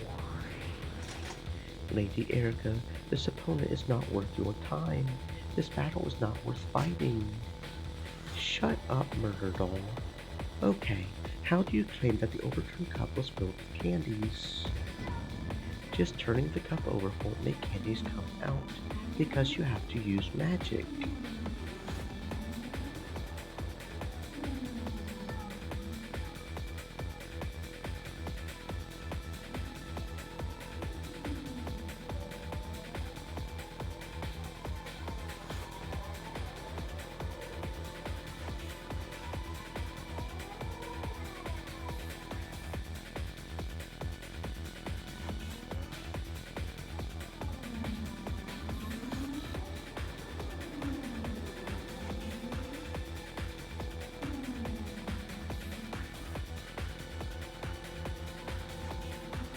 Beato can use magic because she's a witch. Oh yes, magic, she used magic. How did she use magic? Did she swing a magic wand and tap the cup to make candies pour out? No, that can't be it, right? Beato is a witch, so she uses magic. Magic happens when you say an incantation and cause a miracle. You can't use the magic that makes candy unless you say the incantation. Sure, understood. Good, good, very good. Let's see this incantation. Let's see this magic. Come on, what kind of incantation would a witch use? What kind? Come, try and picture it. The inside of the cup is filled with candies. Try and picture such a wonder. And then what? Look, the inside of the cup is filled with candy. Maria grasped the overturned cup so tightly that it nearly cracked, and slowly lifted it up.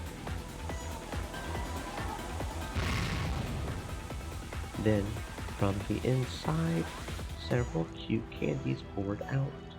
Maria looked at Erica with a full smile, as if to say, "That showed you." Good. And this is what you would like to call Beatrice's magic, is it? Delanor? Beat her to death. Spin dash As you wish. said. Where you been lately, Uni? Hello, Spin. Welcome on in. I hope you're having a fantastic existence. Probably here? That's probably where I've been, is probably here, right? Going 11 hours every day. I won't let anyone deny Beato's magic, because magic is magic. Magic is impossible. You said. Damn bruh. You might be telling a lie about something that never happened. Repetition demanded. Failure to respond will be a violation of Nox's 7. I'll respond. This is the truth. This is a story of something that really happened. This wouldn't have anything to do with a trick of the actual cup or table, making this just a sleight of hand, right? That would be against the rules, wouldn't it? Hidden devices and tricks are in violation of Nox's 3rd. However, if and only if foreshadowing has been presented, these are permitted by Nox's 8th. Nox's 3rd prohibits hidden doors and devices that have no clues pointing towards them. However, by presenting foreshadowing and clues that point towards the existence of said devices, Knox's eighth allows them to be used. There were no tricks like that. It was just an ordinary table and an ordinary cup. So it was magic, not sleight of hand. Understood. By Knox's ninth, we acknowledge that Lady Maria witnessed magic. That's right, with the ninth at least. Observers are always allowed to speak their personal opinions. Otherwise, mysteries where the culprit is seen dressed up as a woman and is written, "I saw a woman," would all be disqualified. Sure, that's fine. Claim that you saw magic all you want. All truths are nothing more than claims, so I'll make a different claim and see straight through yours to the truth. That's a detective's duty, where we shine the most. There's nothing to see through. This is magic. Since it is magic, only witches can use it. Said. Oh damn, cancelled lol. Yeah, she's certainly trying, isn't she? She is certainly trying to cancel her argument. That's right, only witches can use it. So, if a human like me could use it too, that would mean it isn't magic, right? You can't use it, only Beato can use magic. Good. Then why don't I show you? I'll make candy appear from out of this empty cup. If you think you can, just try.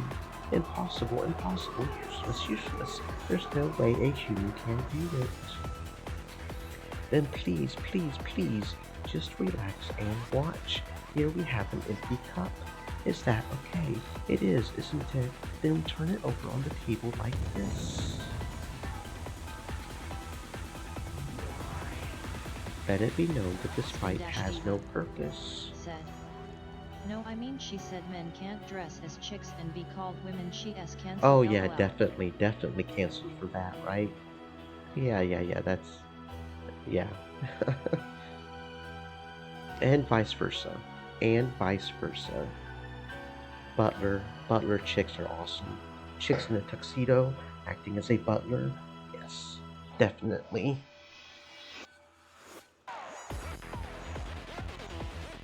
Okay, can you say the incantation for creating candies? In fact, why don't we say it together? Come, try and picture it. The inside of the cup is filled with candy. Try and picture such a wonder. Stop. Maria-san, why did you close your eyes when you said the incantation? Why not witness the miracle of magic? Humans are polluted by the anti-magic toxin. If a lowly human saw it, the miracle of magic would be wiped out of existence. That's why the rules say that lowly humans have to close their eyes when using magic.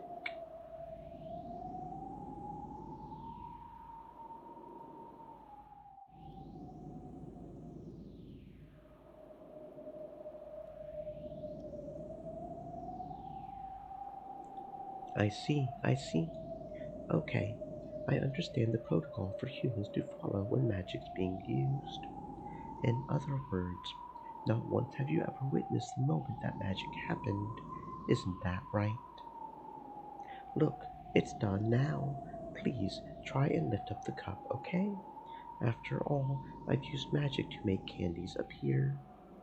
There's no way someone who makes fun of witches could use candy magic. Then, if it actually does work, it would be pretty amazing. After glaring at Erica with the utmost of malice, Maria slowly stretched her hand out towards the overturned cup. There was no way that Erica, someone who made fun of witches like this, could ever use magic. There was no way that there would be candy there.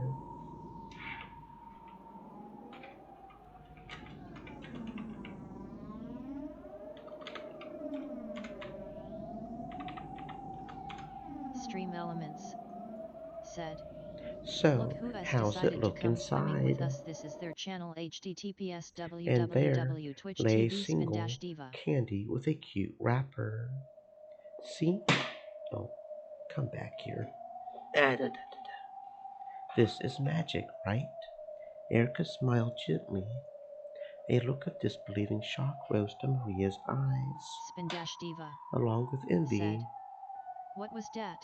for this person who could use the same magic as Beato. Just my fidget spinner. I drop it sometimes, and I have to pick it back up. Erica, you can use magic too. See, it's magic, isn't it? What I did there? Yes. So, in other words, Erica smiled pleasantly. She and Maria had finally reached a deep understanding. Spin-Diva said, I'll spin your fidget. I'm just an idiot and I'm going to get my fidget spun. Oh my, Ara. Of course it isn't. While you had your eyes closed, I just lifted the cup up and tossed a candy in. You call that magic? It's just a third-rate trick. There's my blue truth as a detective. Now, as the witch of truth, here's my red truth. Your so-called candy magic is nothing more than a sleight of hand. It's just a sleight of hand that the fake witch calling herself Beatrice, or whatever, claimed was magic. I mean, seriously, did you really get fooled by such a stupid parlor trick? Any magic related by your perspective can't be trusted at all. Everything you ever thought was magic was just a trick that you didn't get. There's no way that was magic. There's no way magic exists.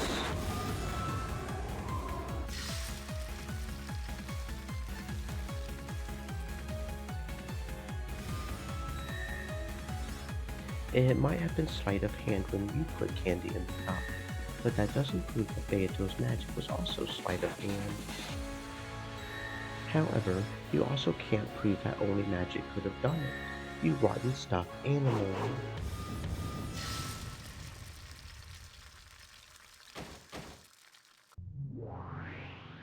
Please allow me to speak. Know that this is a meaningless battle. You goddamn scraps of paper, why did you have to butt in at the good part? That is enough. Lady Maria has been shown that the candy cup magic could possibly be a trick that she misunderstood to be magic. Therefore, her claim that it was magic is dismissed. However, it might really have been magic when Maria saw it. Just because it can be done by sleight of hand doesn't disprove magic. Well done, Lady Erica. Congratulations on crushing Lady Spin-Diva Maria's illusion of said, the witch. LOL, why are they in their panties? I'm not sure if they're actually in their panties or if it's just a leotard.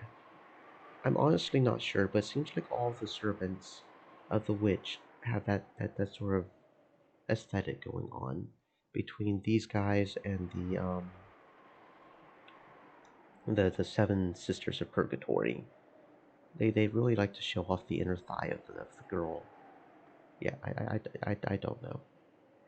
I don't know. Aesthetic choices. An illusion of the Spin-Diva witch said, Pay on tees. occurs when someone tries to force the acknowledgement of magic by claiming that a thing would be impossible without it. It's how witches launch an attack. I should be able to, as soon as the line is done. Do. Yeah, we can. That's Gertrude. Yeah, see, I'm not sure if it's actual panties or just a leotard. And see, the seven sisters of purgatory are the same way.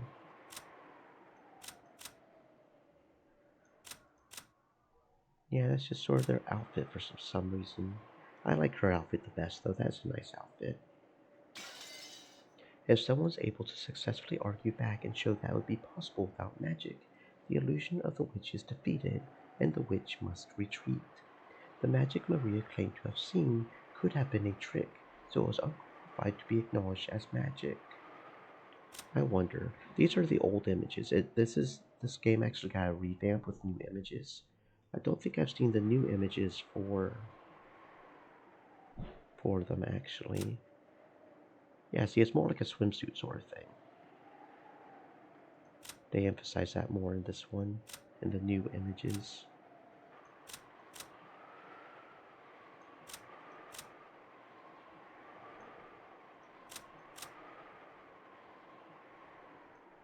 But I'm sticking to the original images because it's the original images. It's how it was originally done. Um, However, that was only the result of this battle. It was still too early to bring the fight into the domain of denying Beatrice, the witch, and the magic that Maria believed in.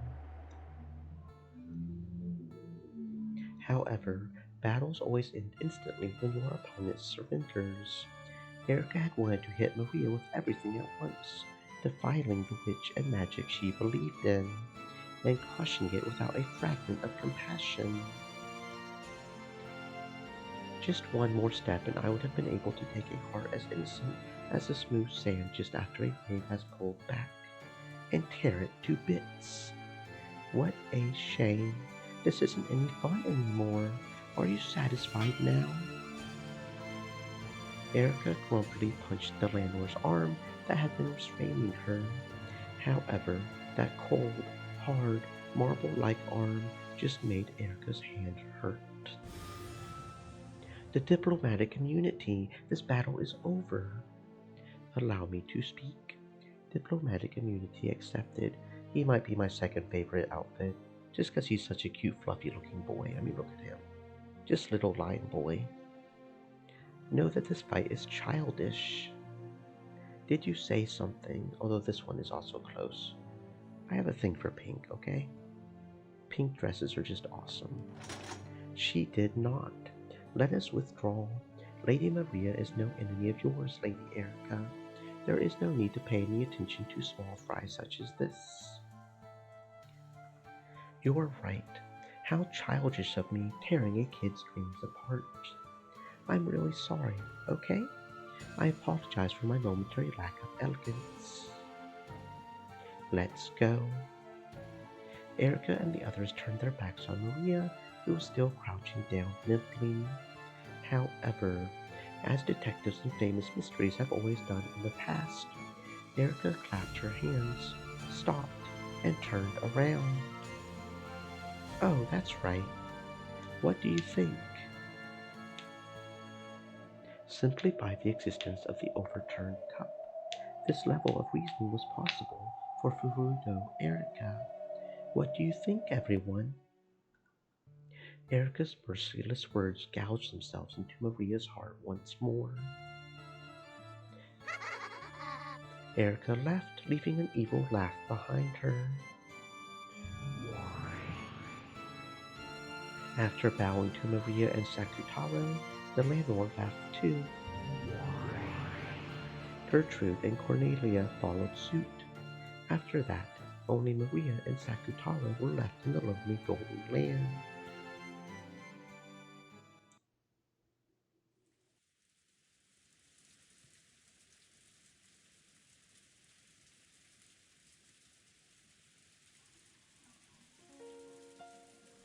Beato is a witch. Beato is a witch.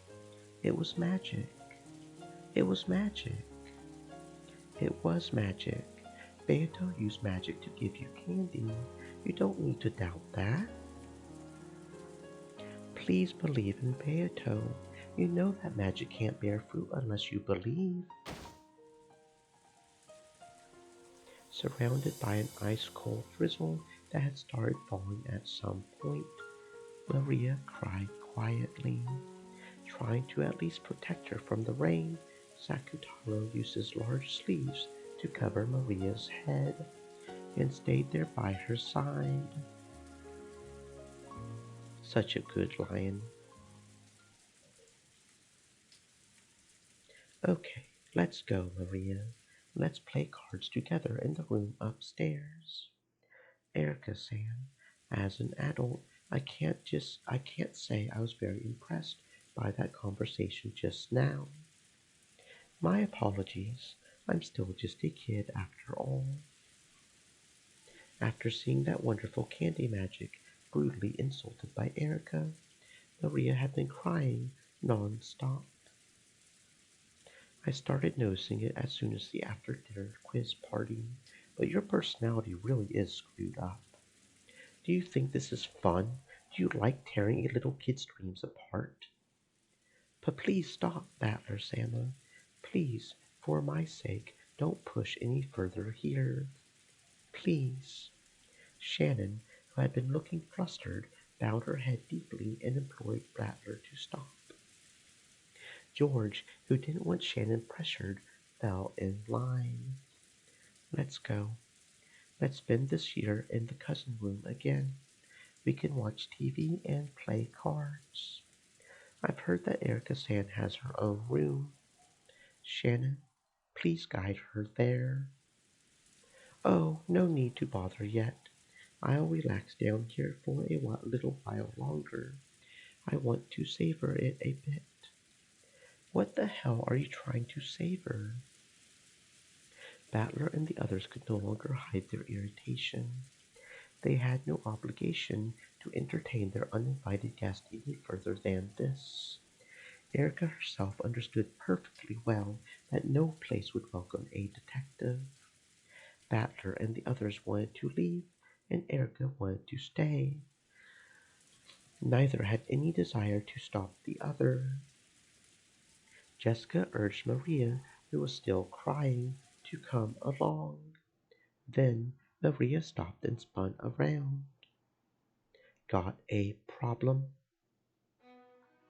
They do exist here and there. Humans who are practically lumps of the toxin and don't believe in magic. There were lots of boys like you in my class. They don't believe in witches, or magic, or miracles, or happiness. You can't become a witch if you let the toxin of people like that burn you to ashes. I may not look it, but I'm Beatrice's disciple. I'm the apprentice witch of Origins. Maria, who had been crying quietly a second ago, seemed to have been transformed into an entirely different person. She laughed. No, cackled eerily. Battler's group stiffened up at this sudden change, but Erica was watching calmly. Then she smiled and gave a small nod in response. Good. You've got some guts. Good night, Miss Maria. Let's fight in a more challenging game next time. Sure, let's. It's a promise. You stop that too, Maria. Come on, let's go. What about you, Shannon Shan? Come with us if you want to play cards. Come on, join us for at least one round. It'll cheer you up. Then, just for a bit. Shannon couldn't remain in the suffocating lounge any longer either. In part apologetic, and in part trying to escape, she followed after Battler's group. After that, Erica was the only one left in the lounge. Still wearing a thin smile, she tapped the glass with her finger.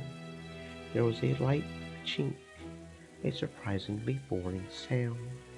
Even so, Erica wore a thin smile, as though pleased. Sorry to keep you waiting.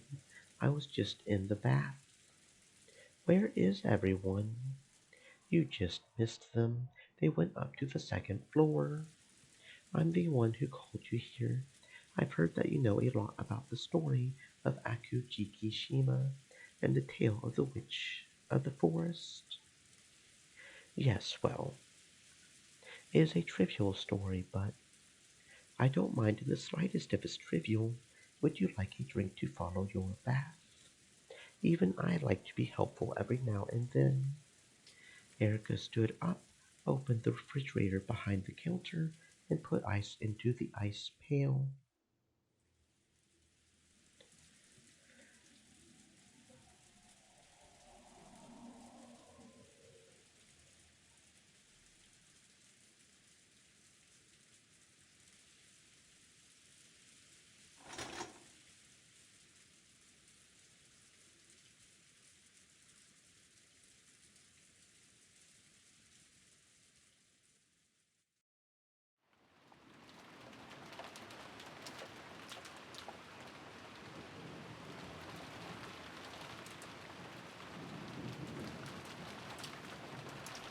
Erica Chan. She's an odd kid. Somehow, I just can't seem to get along well with the young kids these days. You're still pretty young yourself, George sang. I guess it's because I've always been the oldest of the cousins. It's always made me feel like I'm not one of the young ones anymore.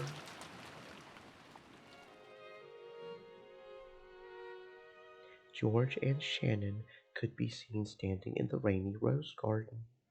Though the rain was still pouring down, there was hardly any wind at all. The scant protection provided by the arbor was more than enough to house the secret meeting between lovers. Following that fight with Erica, they had decided to play some cards for a change of pace.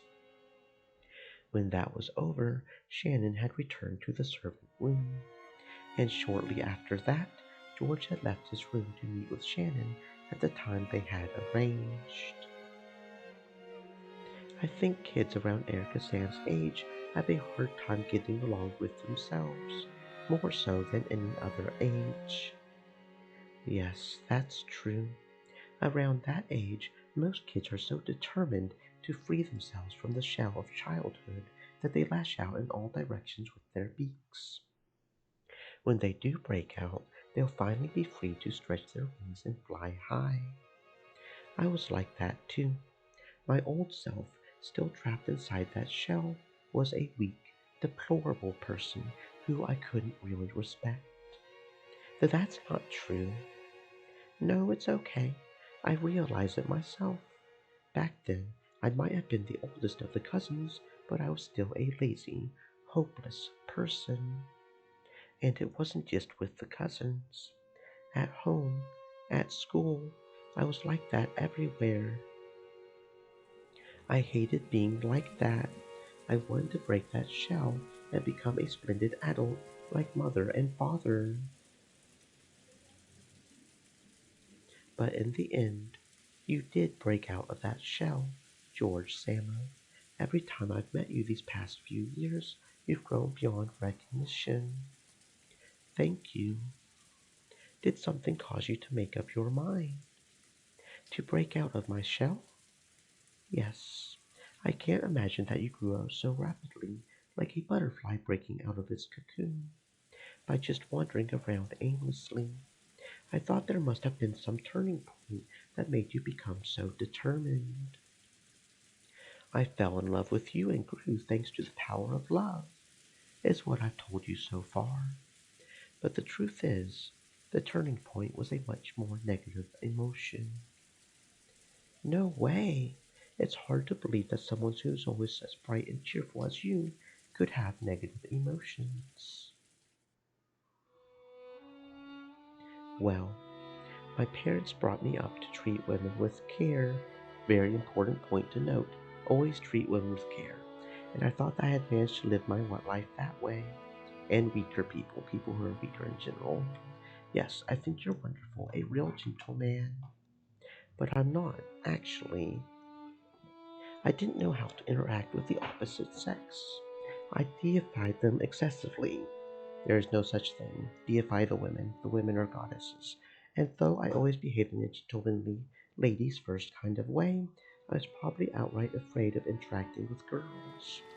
Of course, George had wanted to be around girls as much as any healthy boy might. However, he didn't know how to interact with them.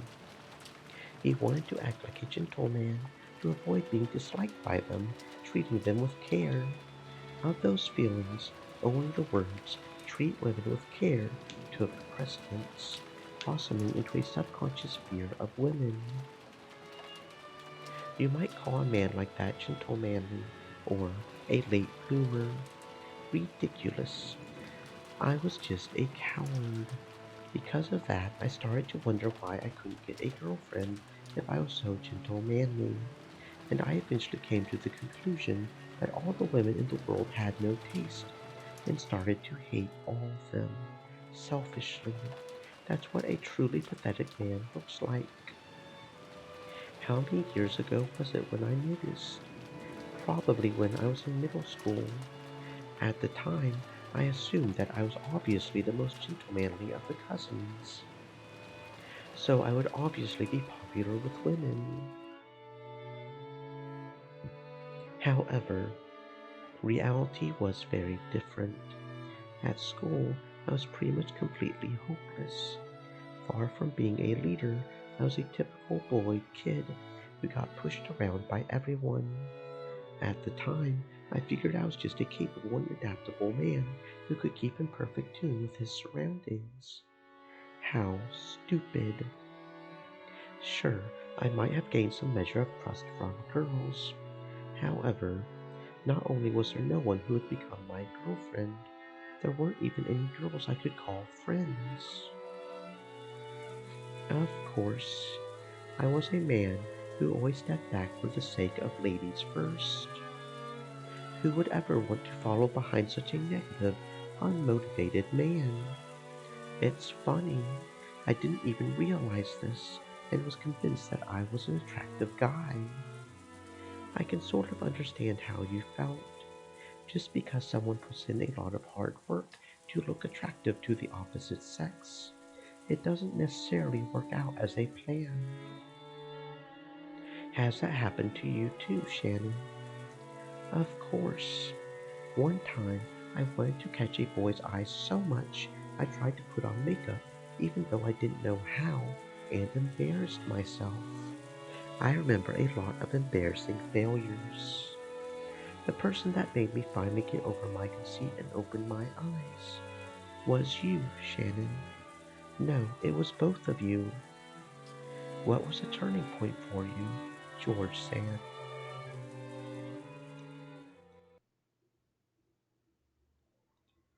Envy, probably. That's unexpected. But envy over what? I saw you and Battlercun having a really good time talking. That made me envious. Me and Battler Sama. Shannon raced through her memories, trying to find a conversation that might have made George envious. It probably seemed trivial to you too. However, it still made me envious. I don't want Battler to hear what I say next, no matter what. Can you promise me? Of course. It's going to be a shameful confession. Still, I want you to hear it. I want you to hear your answer. I want to hear your answer tonight. Only after I've told you about my bad sides as well. Okay, let me hear it. With a smile but a serious look in her eyes, Shannon nodded. Tonight. She knew what he was going to ask her tonight. George had the right to confess before asking that sacred question, and Shannon had the obligation to listen. Shannon understood this, so she listened quietly. So this is what a witch of theater going peeps in on during her spare time. Stories of love are precious in any age. I'd never tire of them.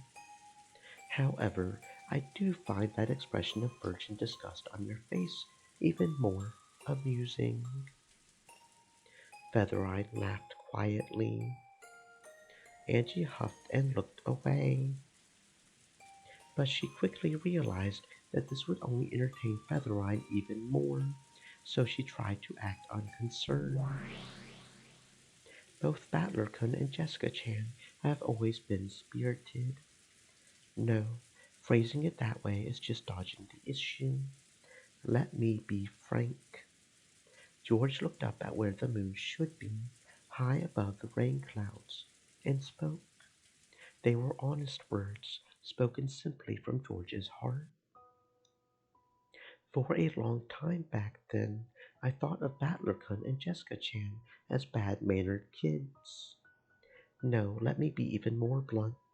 I thought that even the way they talked was vulgar. It's true. I don't mind if you hold me in contempt for that. I don't.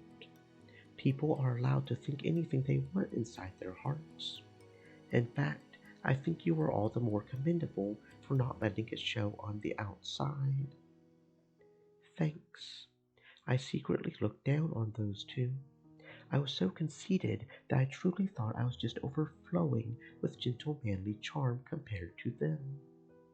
I was at that age where having a girlfriend felt like a necessary condition for becoming a real man. I truly believed that no girl could fail to admire a gentleman who treated girls as well as I did.